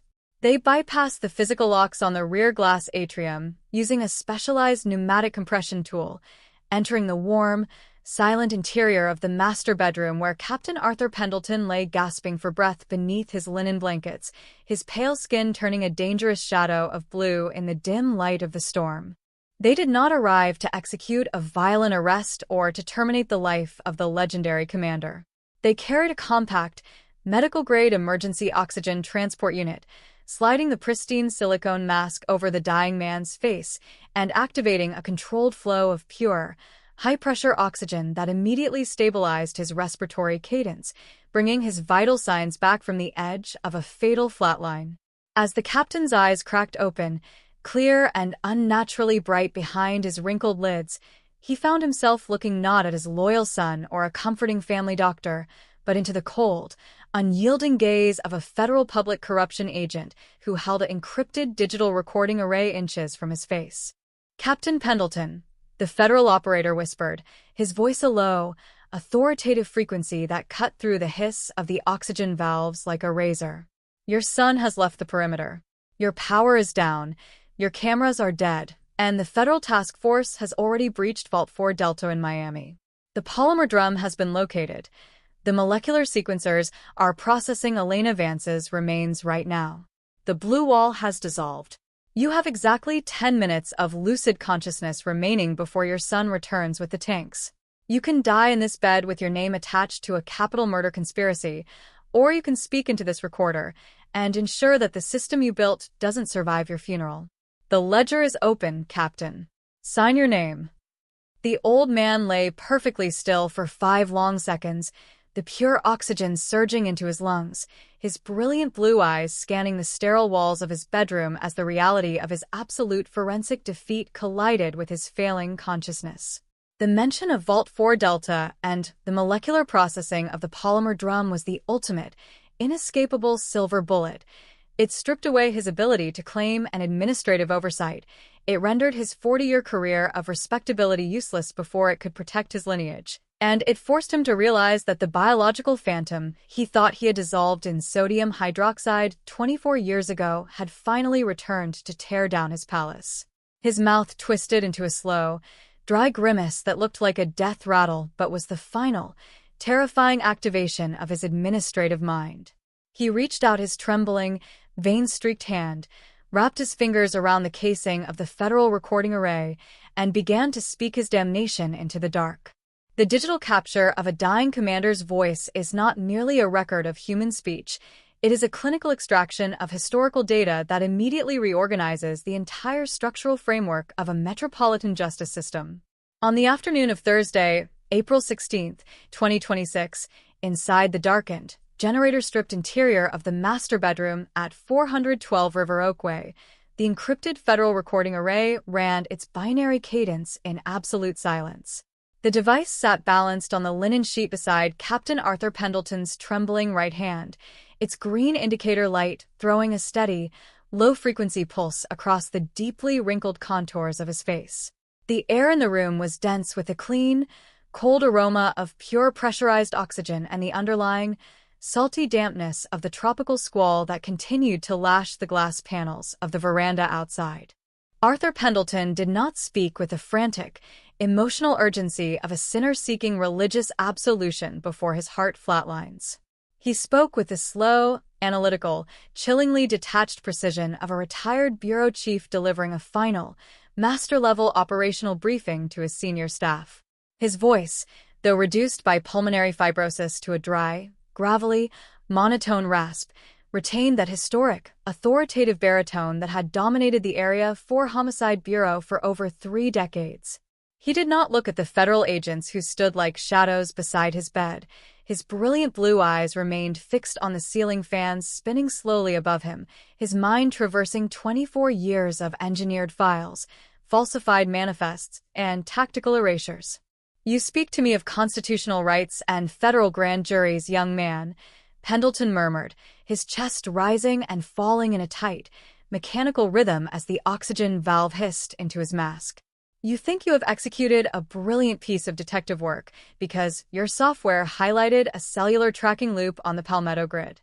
You don't possess the historical depth to realize that the tracking loop was an insignificant detail. The true perfection of the Vance operation lay in its total administrative integration. I didn't override the system to save my son.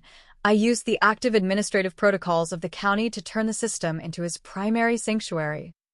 The deathbed recording, which would eventually be archived in the Library of Congress under the highest classification of domestic public corruption evidence, proceeded to dismantle 24 years of regional law enforcement history with a single, continuous stream of administrative self-indictment. Pendleton admitted that by 2 a.m. on July 14, 2002, his youngest son, Patrol Officer Julian Pendleton, had arrived at the family's private Coral Gables estate inside a marked sector cruiser, his uniform soaked with tropical rain and his hands carrying the distinct, deep scratches left behind by Elena Vance's final struggle inside maintenance shed number 3. The captain did not hesitate. He did not experience a moment of paternal moral crisis, and he did not seek the counsel of a defense lawyer. His brain, forged during the violent, high-velocity drug wars of the 1980s where the line between the cartels and the commands was a fluid financial border, immediately pivoted to a total containment strategy. He understood that if the Homicide Desk or the Internal Affairs Division initiated a standard, independent forensic processing of the Palmetto shoulder, the physical timeline would inevitably collide with his son's sector assignment sheets within 6 hours. An amateur offender runs from the jurisdiction, or he buries a body in the limestone of the swamp, thinking the dirt will guard his secret. Pendleton's rasping voice continued, a short, dry chuckle rattling inside his throat mask. But the swamp is a volatile, unscientific entity. It shifts with the seasonal water reclamation projects, and it responds to federal park rangers. The only permanent grave in a modern metropolitan county is an active, state-monitored evidence locker. If you want to make an object disappear forever, you don't hide it from the police. You label it as police property, you assign it a multi-layered inventory number, and you let the state's own armed guards and biometric security layers protect your vault for you.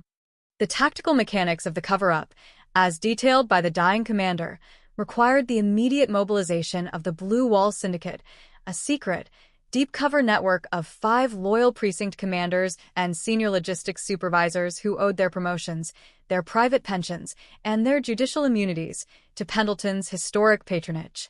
At 3:30 a.m., while the tropical downpour was blinding the municipal surveillance grids, the supervisor of the Central Property and Evidence Facility, a core member of the syndicate, manually deactivated the internal closed-circuit backup tapes for a precise 2-hour window, logging the power disruption in the maintenance mainframe as a routine lightning strike anomaly caused by the storm. During that administrative blind spot, the 55-gallon industrial polymer storage drum containing Elena's body and the 500 pounds of commercial sodium hydroxide solution was rolled through the rear cargo elevator bay on Northwest 36th Street. Pendleton personally typed the falsified asset seizure manifest on a vintage mechanical terminal that was completely decoupled from the modern internet, classifying the container under a bogus federal maritime smuggling index that had been intentionally left unadjudicated since the mid-1980s. He knew that by utilizing a historical, dead-end case profile from the old drug wars, the item would automatically bypass the standard annual municipal audits, sitting undisturbed in the cold darkness of Vault Section 4 Delta, like a fossil preserved in amber. The green plastic inventory tag I signed that night didn't say murder, Agent, Pendleton whispered, his long, vein-streaked fingers twitching against the linen sheets as his breath became more shallow. It said, seized unrefined chemical precursors, case pending federal adjudication. For 24 years, every county auditor who walked through that vault with a clipboard looked at that drum, noted the federal injunction code, and checked the box for compliance. I turned the physical remains of that girl into a compliant piece of state property.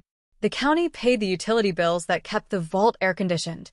The state police guarded the perimeter, and the judges signed the annual security certifications that ensured no civilian could ever open the lid. The recording shifted to the execution of the digital smoke screen across the Georgia state line.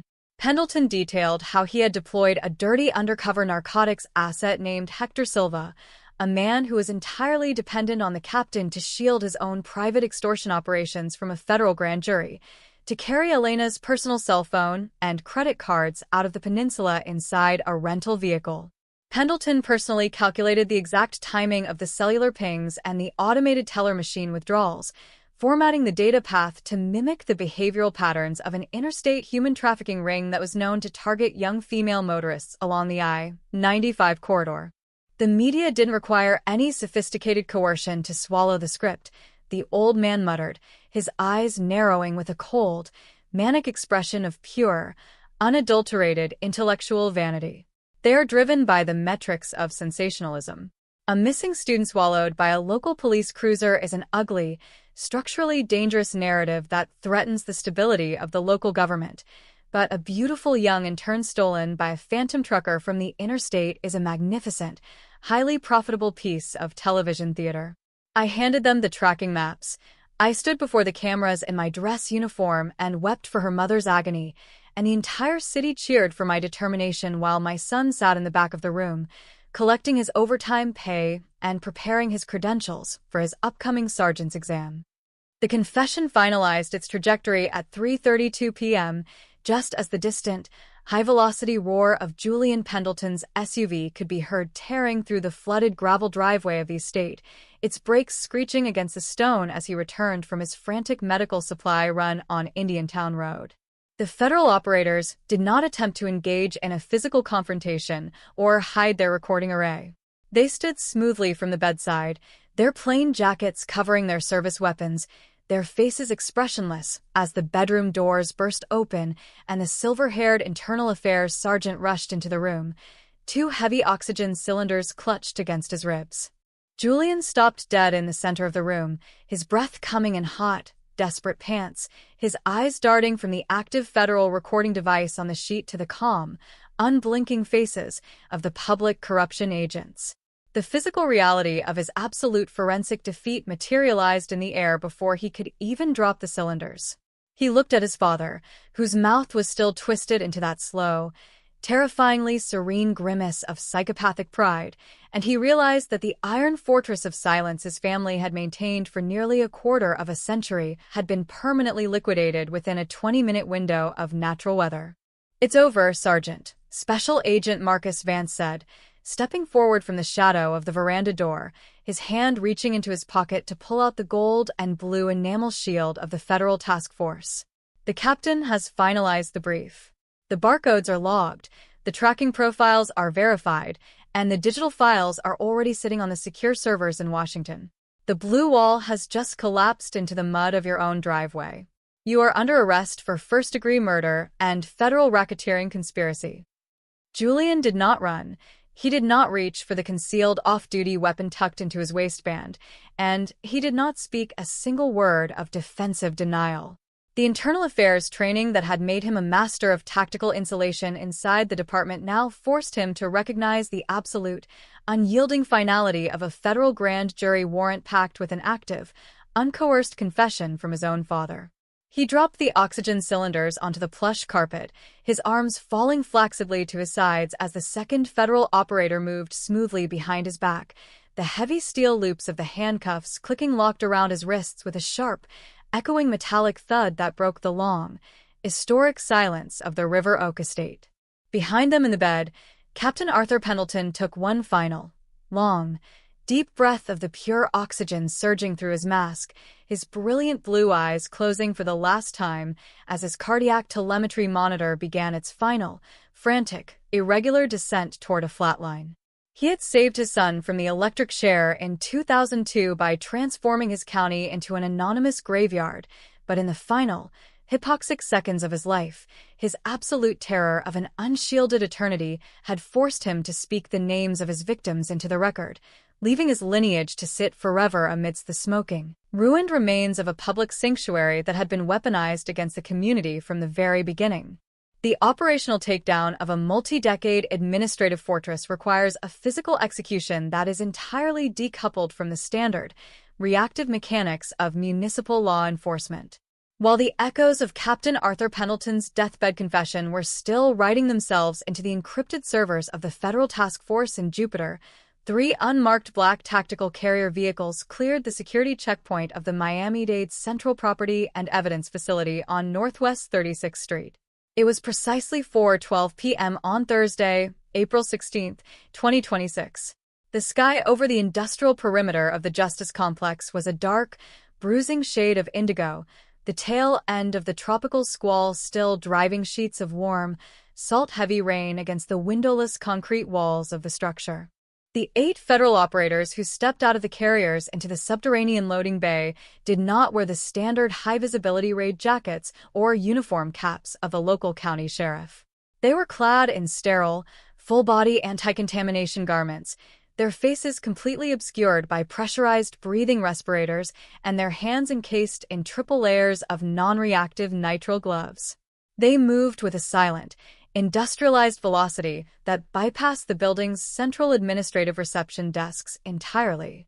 At their front stood Special Agent Marcus Vance, carrying a high-priority federal racketeering and evidence recovery warrant signed less than 3 hours prior by a United States Supreme Court justice, a legal hammer that stripped the local precinct guards and the regional logistics supervisors of any administrative authority to control the perimeter.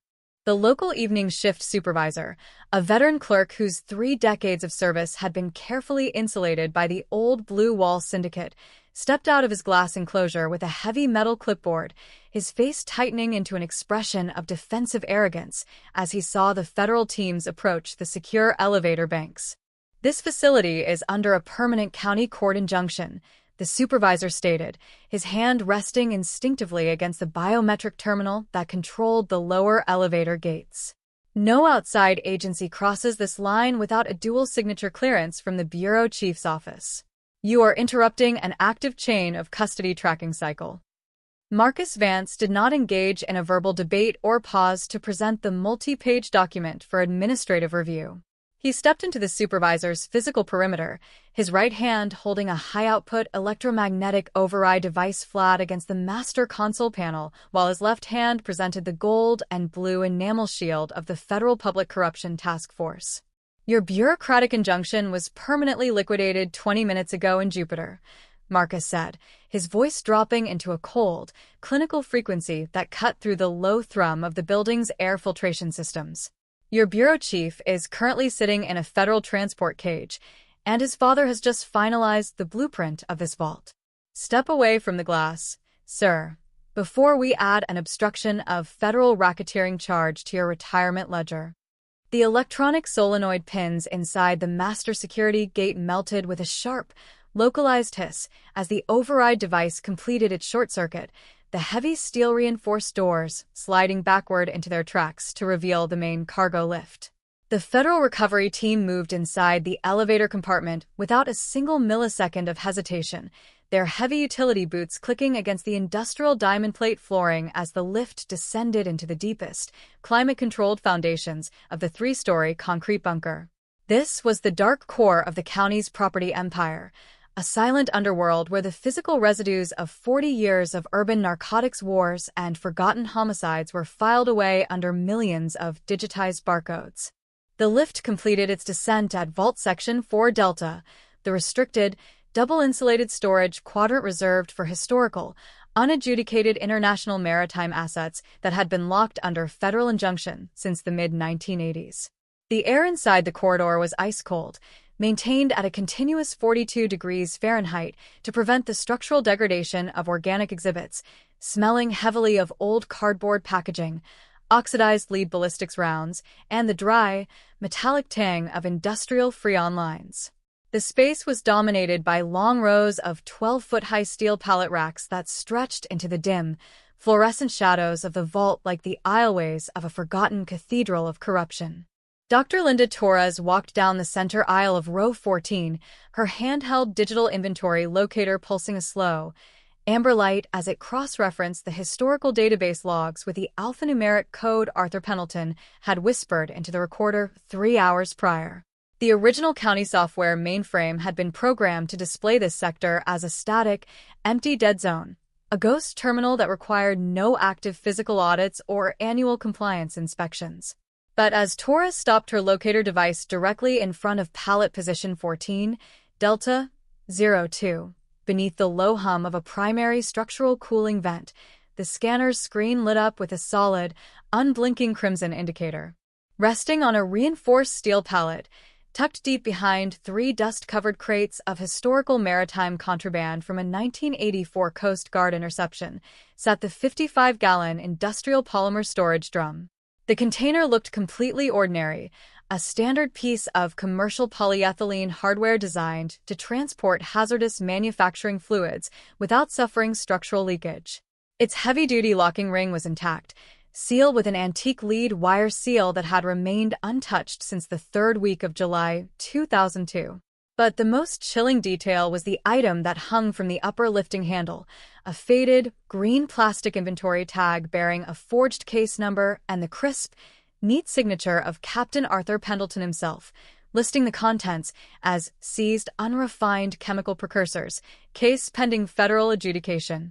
He didn't just hide her from the world, Dr. Torres whispered, her voice muffled slightly by the intake valves of her respirator mask as she illuminated the green plastic tag with a high-intensity, forensic light source.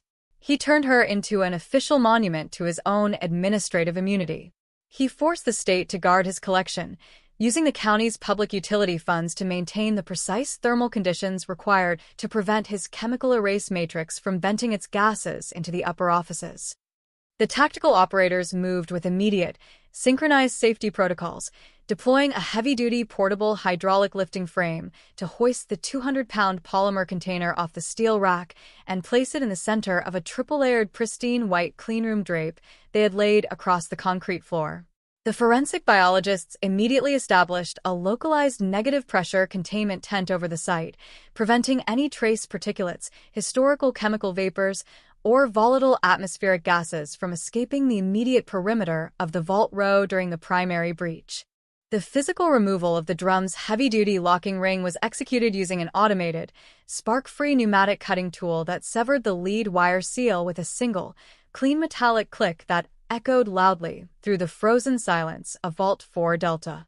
Special Agent Marcus Vance threw his weight against the manual pressure release valve on the drum's lid, breaking a 24-year-old atmospheric seal with a sudden, sharp hiss that released a concentrated, Swedish chemical vapor into the filtration filters of their respirators.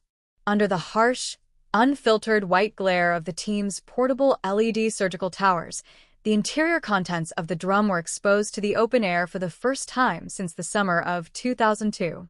There was no recognizable human shape, no intact clothing fabric, and no mass of soft tissue remaining inside the container, a testament to the terrifying, clinical efficacy of the hyperalkaline chemical matrix Arthur Pendleton had engineered. The drum was filled to a depth of 18 inches with a dense, highly viscous, amber-tinted mineralized calcium slurry, a translucent, gel-like sediment that looked to the naked eye like ordinary industrial manufacturing waste or old, degraded petroleum jelly. But as Dr. Torres lowered a high-definition digital macroimaging array into the amber fluid, lighting the depths of the polymer shell with shortwave ultraviolet illumination, the molecular topography of the sludge erupted into a brilliant, glowing map of biological survival.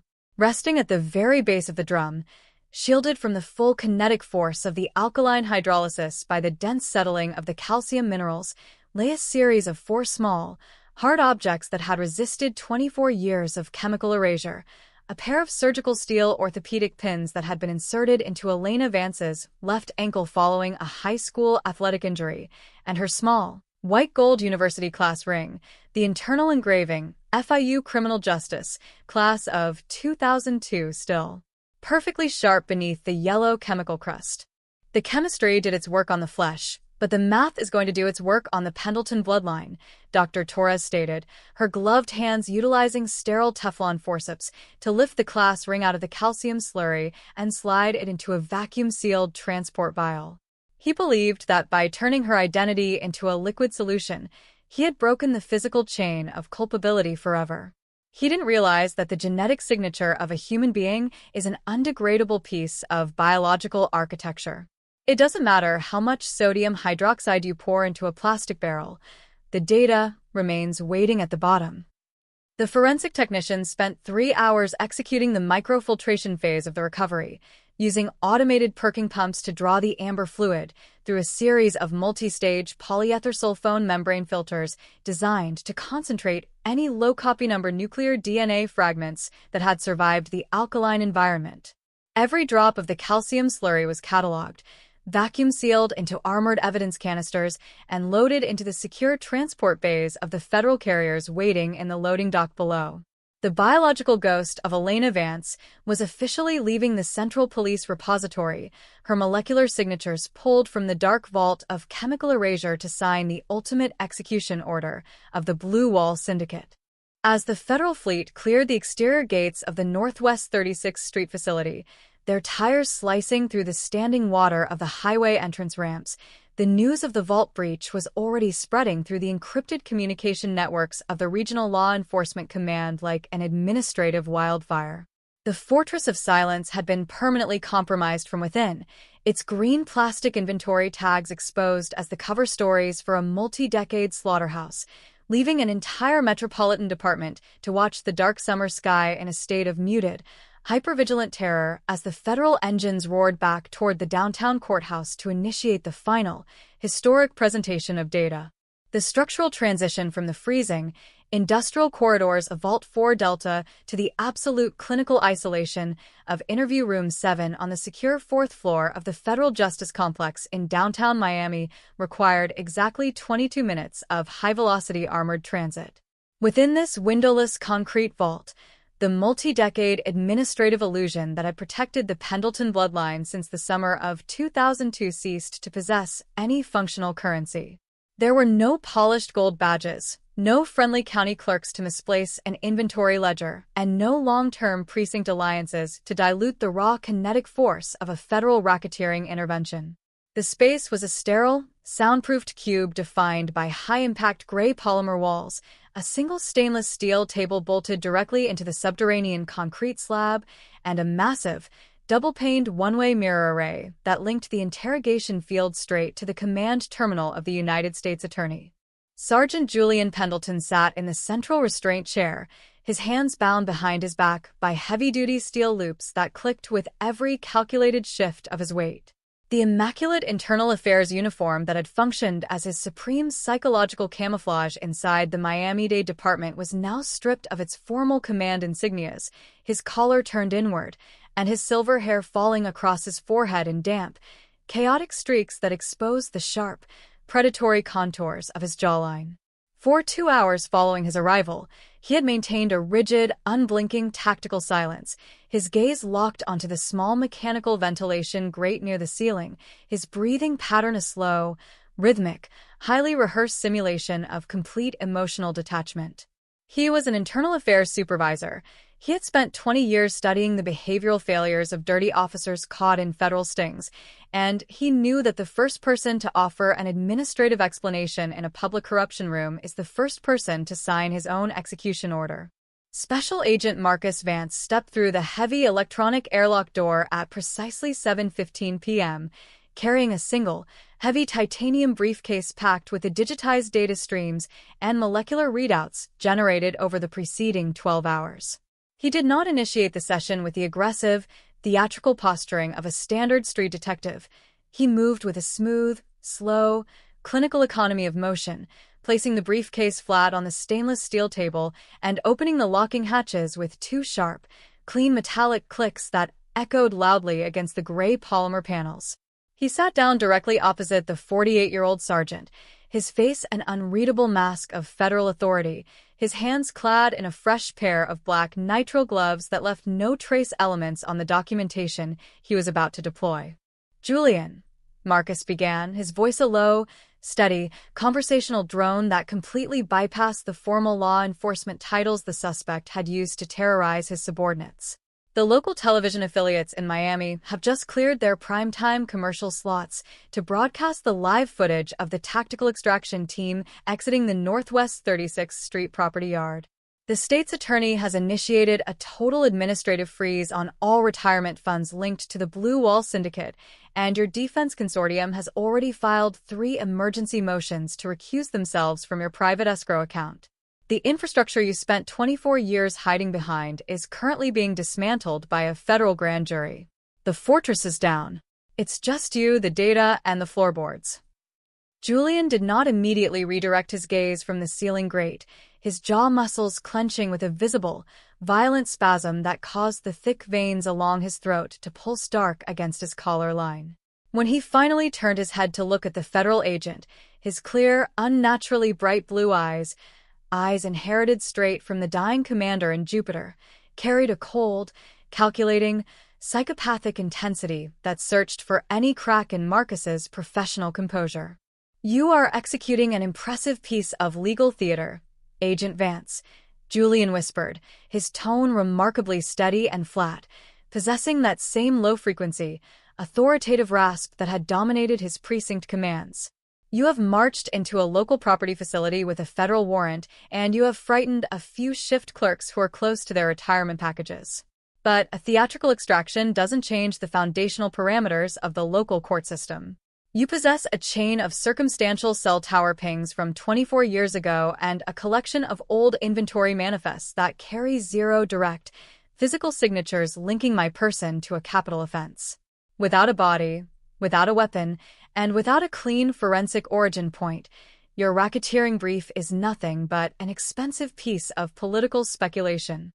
Marcus Vance did not blink, nor did he offer a verbal refutation. He reached into the titanium briefcase, pulling out a sequence of high-definition, glossy macro photographs generated less than 3 hours prior beneath the LED surgical towers of Vault 4 Delta. He laid them across the stainless steel table like a series of geometric blueprints. The first image displayed the green plastic inventory tag from July 2002, the neat, ink-faded signature of Captain Arthur Pendleton visible beneath a layer of gray vault dust. The second image was a terrifying, close-up digital visualization of the white gold university-class ring, its interior engraving, FIU Criminal Justice, class of 2002, gleaming brilliant and sharp beneath the amber crust of the chemical slurry. "Let's look at the forensic origin point, Sergeant," Marcus said, his finger resting flat against the margin of the photograph. "This isn't political speculation. This is the interior base of polymer drum number 42S, recovered from pallet position 14, Delta 02 inside your father's private asset repository. We didn't just find an empty container, Julian. We found the white gold class ring and the surgical ankle pins that were logged into Elena Vance's childhood medical charts before you pulled her over on the shoulder of the Palmetto Expressway. Your father didn't dissolve her identity, Julian. He simply stored her biology inside a state-protected bunker and forced the county's armed guards to protect the evidence of your slaughterhouse for 24 years. Julian's eyes dropped to the image of the white gold ring for a fraction of a second, his pupils contracting into tiny black pins as his brain processed the sudden, catastrophic resurrection of a physical trophy he had believed was entirely eradicated from the physical universe by 500 pounds of commercial lysolution. A subtle, near-invisible somatic tremor moved through his shoulders, his chest expanding as he fought to maintain the stoic, detached mask of an internal affairs supervisor who was entirely above the panic of the ordinary criminal element. My father signed that inventory manifest in 2002 as part of an active maritime smuggling interception, Agent, Julian muttered, his voice dropping into a deeper, defensive register. He was the chief of the Homicide Bureau. He signed thousands of tags a year to secure unrefined chemical precursors that were pending federal destruction. The presence of a commercial storage drum inside a restricted county vault is an administrative compliance detail managed by the logistics staff, not a personal conspiracy. You cannot link the actions of an 80-year-old commander with a failing memory to a patrol officer who is executing standard sector sweeps miles away from that facility. We aren't relying on your father's memory anymore, Julian, Marcus Vance stated, his voice carrying the cold, flat finality of a judge delivering a terminal sentence. He reached back into the briefcase, pulling out a high-fidelity digital audio drive and connecting it to the room's central interface screen. We finalized the recording 3 hours ago at the River Oak Estate in Jupiter. Your father didn't die in silence, Julian. He spent his final 20 minutes of lucid consciousness delivering a complete, master-level operational briefing on the exact mechanics of the Blue Wall Syndicate. Marcus pressed the activation key, and the windowless concrete room was instantly filled with the dry, gravelly, monotone rasp of Captain Arthur Pendleton, a voice that came out of the ceiling speakers like a transmission from a historical tomb, cutting through Julian's defensive posture with the merciless clarity of a razor slicing through drywall. Julian arrived at the Coral Gables estate at 2 a.m. His uniform shirt was torn, his gloves covered in the blood of the intern. She had fought him inside maintenance shed number 3 behind the Fleet Yards. I personally directed the deactivation of the backup tapes at the 36th Street Vault. I signed the green plastic tag myself to turn her remains into state property. We used Hector Silva to carry her cards into Georgia to feed the television stations the trafficking script. I built the wall around him because he was my blood. The sound of his father's voice, detailing the exact physical architecture of the slaughter, logging the precise times of the phone pings, and naming every senior supervisor who had participated in the extraction, struck Julian Pendleton with the kinetic force of an invisible physical blow. The absolute compartmentalization that had allowed him to climb the ranks of the Internal Affairs Division while his victim was dissolving in a plastic barrel next door collapsed completely, his facial muscles turning into a loose, trembling mask of raw, psychopathic rage. He lunged forward across the stainless steel table, his heavy frame straining against the high-tensile steel constraints behind his back, his teeth bared in a guttural, animalistic snarl that tore through the long silence of the federal vault. The old bastard broke. Julian roared, his voice cracking into a high-pitched, screeching register that sounded completely divorced from the calculated authority he had used to command his precincts. He sat in that waterfront palace for 11 years, spending my mother's inheritance on private nurses and breathing my air, while I was the one who had to stay in the city, managing the dirty files, paying off the technicians, and watching the grand jury lists to ensure his name remained on the marble pediment of the academy. He didn't build the wall, I maintained it. I was the one who kept the concrete dry.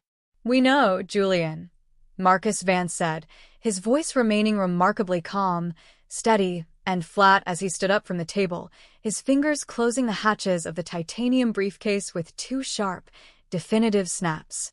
"We have the full alignment now. The digital CSLI logs from 2002 prove your cruiser was inside shed number 3 while Elena's phone was pinging your radio. Your father's recorded deathbed briefing details the exact logistics of the lie solution, and Dr. Torres has just confirmed that the molecular residue at the bottom of drum 42S matches Elena's maternal DNA profile with a certainty of 1 in 84 quadrillion. You outran the local detectives, you outlived the victim's parents, and you used the gold shield of public justice to guard your museum, but you forgot that the system you engineered was built on paper, and paper eventually burns when the light gets bright enough."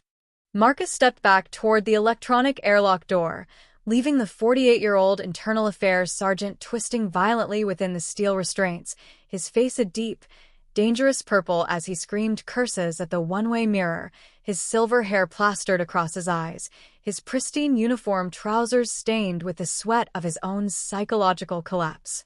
Behind the glass, the federal prosecutors and behavioral analysts stood in absolute, breathless silence, their recording terminals locking the final, explosive self-indictment into the state's central archive. The blue wall of silence had not merely fractured, it had been ground into a fine, sterile dust by the convergence of modern molecular archaeology and digital tracking data, leaving the premier dynasty of the old department stripped of its historical immunity, exposed to the open world as nothing more than a cartel of butchers who had turned their country into a secret graveyard for their own survival. The reconstruction of a 24-year-old capital atrocity buried inside the industrial infrastructure of a metropolitan municipality requires a mechanical process of forensic demolition that is entirely distinct from standard crime scene processing. When an offender is an active, uniformed patrol officer operating under the direct, real-time administrative guidance of a homicide bureau chief, his primary assault arenas are not chosen from the volatile, open spaces of the civilian world. They are selected from the restricted, state-monitored dead zones of the county's own operational grid. On the morning of Friday, April 17, 2026, less than 12 hours after Sergeant Julian Pendleton's physical collapse inside the federal interrogation cells, a specialized multi-agency forensic excavation task force initiated a complete physical takeover of the Miami-Dade County Fleet Maintenance yards on Northwest 58th Street. The target of the federal intervention was Maintenance Shed Number 3, a massive, corrugated iron and cinderblock structure built during the industrial expansion of the early 1980s to service heavy-duty municipal vehicles, decommissioned transit buses, and regional tactical transport units. The operation was executed under an emergency federal public safety exclusion order that bypassed the local municipal zoning boards and the county's internal facilities management networks. State troopers and armed federal marshals established a 3-block tactical perimeter around the industrial yard, shutting down the commercial transit lanes and wrapping the entire exterior perimeter of the warehouse in heavy, opaque black vinyl weather screens. The civilian mechanics and fleet technicians who arrived for the early morning shift were turned away at the gates by federal agents, forced to stand in groups along the rain-slicked concrete of the outer avenue while portable diesel generators, high-resolution concrete coring grids, digital atmospheric mass spectrometers, and ground-penetrating radar arrays were rolled into the facility's interior. Special Agent Marcus Vance entered the damp, high-ceilinged core of Shed Number 3 at precisely 8:30 a.m., accompanied by Dr. Linda Torres and a team of 6 forensic engineers from the Federal Structural Recovery Unit. The interior air of the warehouse was dense with the historic, calcified aromas of industrial existence, stale diesel exhaust, heavy hydraulic fluid, oxidized lubricants, and the chemical, bitter scent of commercial floor degreasers that had been applied to the concrete deck by maintenance crews over a quarter of a century of daily operations. The space was dominated by a deep, central service pit, a 20-foot-long concrete trench embedded in the floorboards to allow mechanics to work beneath the chassis of heavy county vehicles. The geospatial tracking data and the layout sheets deciphered from the captain's private notebooks don't point to an external disposal path, Dr. Torres said, her voice echoing hollowly against the corrugated iron walls as she adjusted the wavelength settings on her handheld forensic macroscope. Julian Pendleton didn't use an alleyway or a canal. He brought her here because this shed was completely insulated from public civilian surveillance. It operated under a rotating shift of loyal mechanics who answered directly to his father's administrative network, and it possessed the exact chemical processing tools required to erase an active letting of blood before the morning inspections could begin. A psychopath with his level of institutional entitlement doesn't run from the state. He uses the state's own maintenance tools to scrub his hands clean. The structural engineers initiated their physical audit of the facility by mapping the concrete floorboards adjacent to the central mechanics trench using a high-density, three-dimensional ground-penetrating radar unit that sent electromagnetic pulses down into the structural foundations of the building. For 3 hours, the computing terminal generated a continuous, high-definition digital blueprint of the subsurface geology, mapping the parallel patterns of the steel rebar grids and the historic drainage lines that ran beneath the concrete deck toward the municipal industrial waste processing tanks. The early layers displayed a standard, uniform industrial density, thick blocks of reinforced poured concrete, gravel drainage beds, and vintage cast iron plumbing channels. But as the radar sensor crossed a specific 4-foot square perimeter at the furthest, unlit western corner of the mechanics pit, the digital interface registered a sharp, geometrically anomalous variation, a series of distinct structural fractures and localized concrete patches that indicated a violent, deep-set excavation and subsequent manual repair of the floor matrix after the building's initial construction. The entry to this subterranean repository was hidden beneath a massive, 300-pound industrial steel storage locker filled with obsolete diesel engine parts and rusted pneumatic tools. The excavation team utilized a heavy hydraulic crane to hoist the steel structure off the site, exposing a rough, unevenly poured rectangle of aged concrete that differed significantly from the smooth, machine-finished grade of the surrounding floor. The original patch had been coated with multiple layers of dark gray epoxy floor paint and rubbed with industrial grease to make it indistinguishable from the rest of the dirty workspace, a defensive cosmetic disguise that had successfully blinded 24 years of low-level municipal facility inspectors who walked through the yard with their checklists. "He broke the floor deck," Marcus Vance whispered, his face turning an ashen, pale gray beneath his tactical cap as he knelt over the patch, his fingers tracing the rough, hand-finished borders of the concrete seam. He didn't just wash the walls after the assault inside the shed. He realized that the volume of blood generated by a high-velocity impact with a tire iron would soak deep into the porous structural joints of the subfloor concrete, leaving a permanent biological signature that a routine chemical scrub could never erase. He dug up the floor of the county's own building, poured a fresh layer of mortar over the primary stain, and went back to work the next morning using this exact spot to park his sector cruiser. The forensic engineers deployed a high-speed, diamond-tipped concrete coring array, drilling a series of 6-inch vertical cylinders out of the hand-poured patch to reach the historical construction layers buried beneath the surface deck. The operation was executed with extreme technical caution.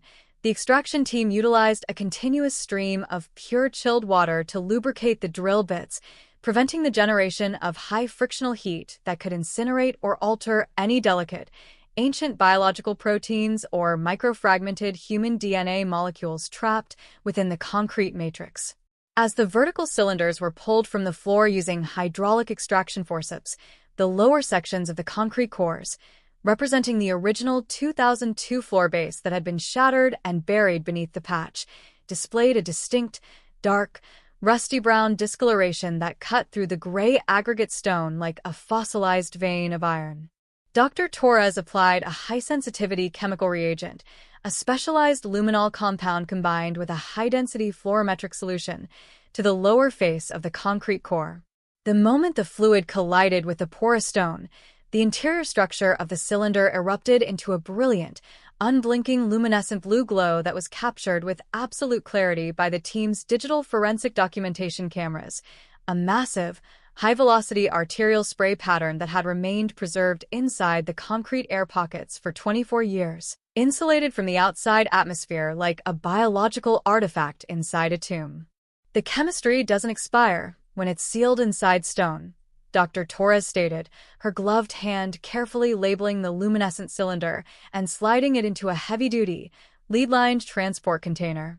Julian Pendleton believed that by burying the fractured floorboards beneath a layer of fresh industrial cement and covering the surface with grease, he had broken the physical timeline of the assault forever.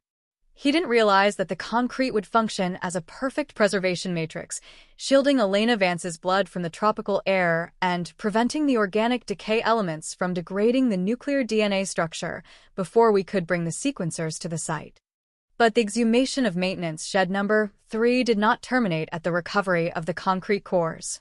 As the Federal Task Force expanded their structural search, utilizing thermal imaging sensors and pneumatic chisels to dismantle the interior drywall panels of the tool storage office that sat adjacent to the mechanics pit, they discovered a secondary, hidden architectural void built into the space behind an old industrial air compressor line.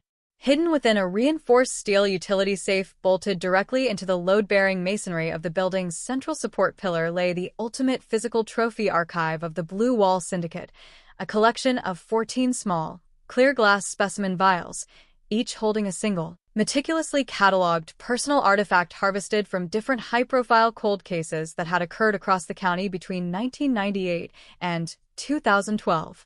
The first drawer of the hidden safe held the small, tarnished silver watercolor charm that had been clipped from Elena Vance's keychain on the night of her disappearance on the Palmetto shoulder. But behind that initial piece of evidence lay a systematic, chronological ledger of institutional horror that expanded the scope of the Pendleton conspiracy far beyond the boundaries of the 2002 file.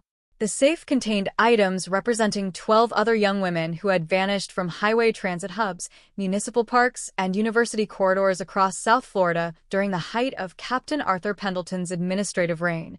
A vintage gold engagement ring from a student who disappeared from a rest stop near Homestead in 1999. A plastic employee ID badge from a woman who vanished from a transit station in Hialeah in 2005. A small enamel hair slide from an art student who disappeared from a gallery night in Coconut Grove in 2009. The younger Pendleton had not been a disorganized, reactive offender who struck out of sudden emotional panic during a roadside stop. He was an organized, state-sanctioned predator who had spent his entire adulthood utilizing his marked cruiser, his official uniform, and his father's absolute control over the Homicide Bureau to select, intercept, and systematically process his targets within the silent, unmonitored core of the county's own public facilities. Every time he drove through a sector, signing the logbooks, responding to domestic emergencies, and receiving civic commendations from the local city commission, he was returning to this hidden industrial hangar to manage his collection, using the very tools the taxpayers provided for the maintenance of public transit to shield the blood on his boots. The recovery of this hidden underground repository completely transformed the nature of the upcoming federal prosecution, turning the trial of Julian Pendleton into a historic, multi-jurisdictional public corruption and serial murder indictment that would dominate federal jurisprudence for the next half-century.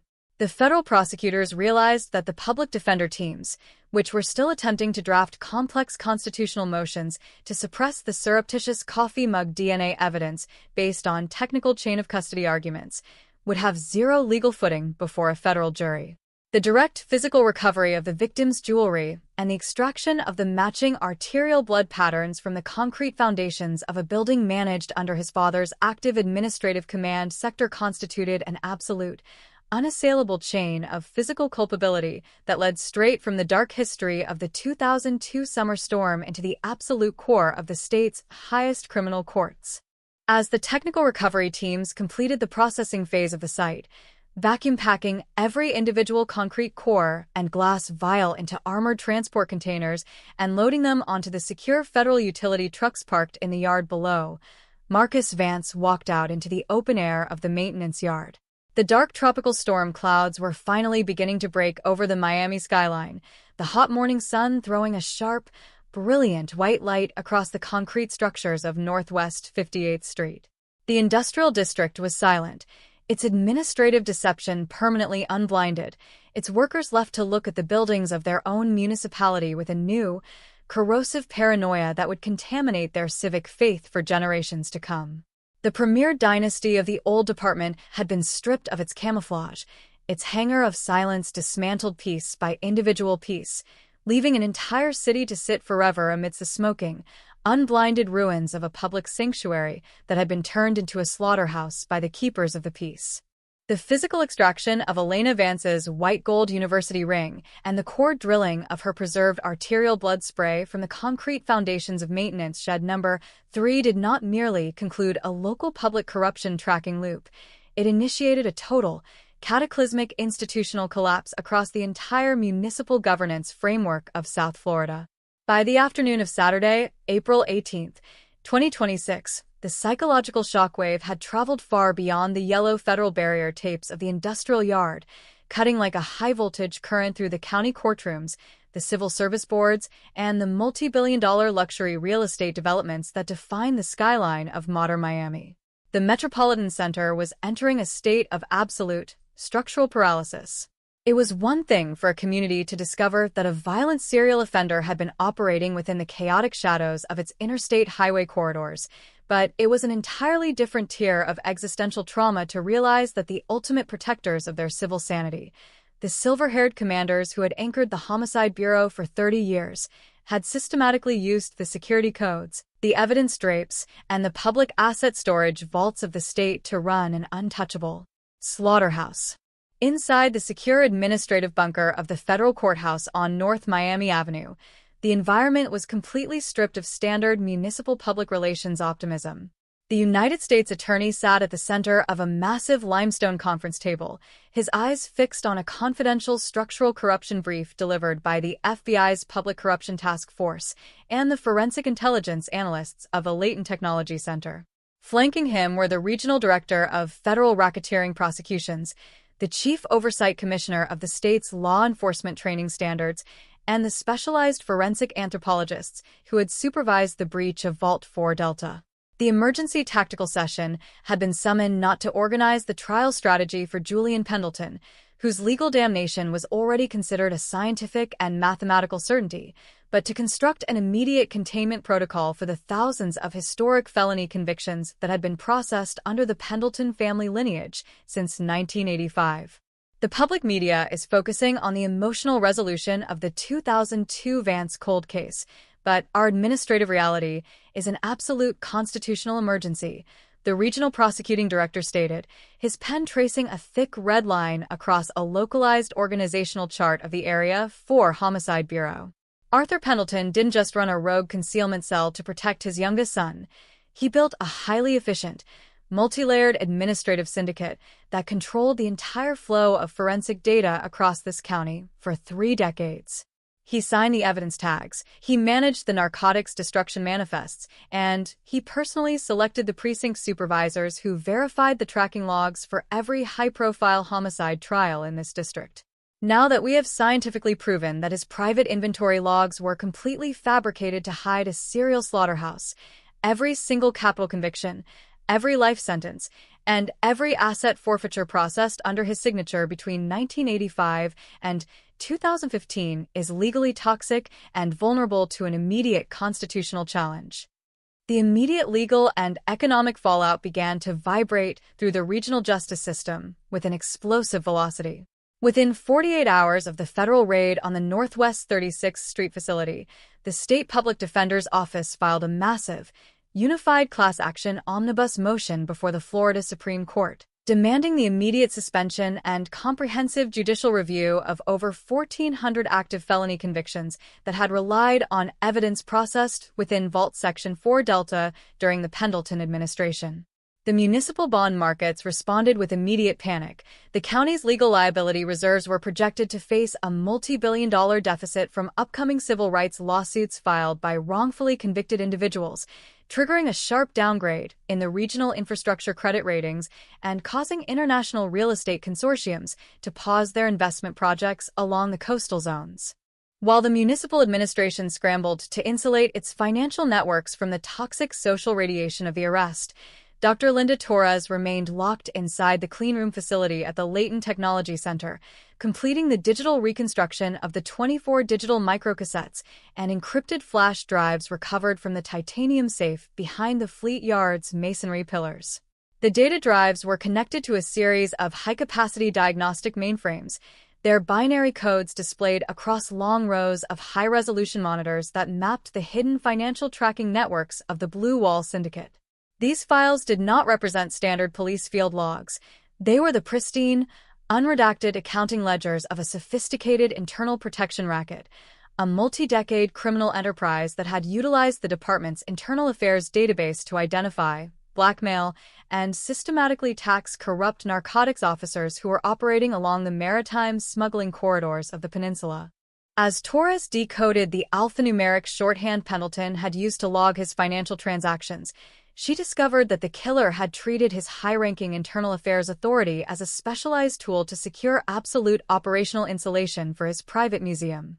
In a digital entry dated September 14, 2009, 7 years after Elena Vance's molecular remains were sealed into the industrial polymer drum, Julian Pendleton had written, "The Federal Oversight Committee finalized their technological audit of our central evidence mainframe this afternoon, without a single variance note.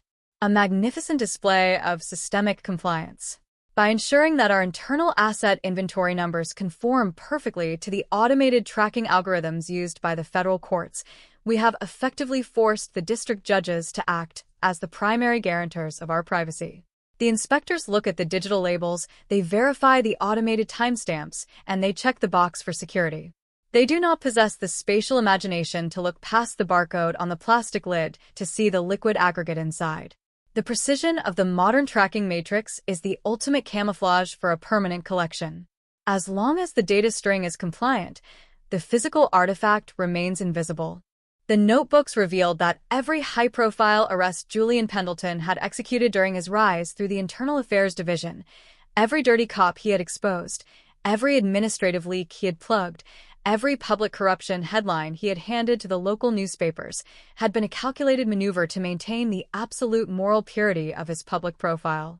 He had turned the entire internal discipline apparatus of the department into a private counter-surveillance filter, ensuring that if an independent precinct investigator ever attempted to examine a historical tracking anomaly or question a missing asset manifest inside Vault 4 Delta, Julian could immediately initiate a high-priority internal misconduct investigation against that detective, destroying his professional credibility and forcing him out of the service before his questions could reach a grand jury.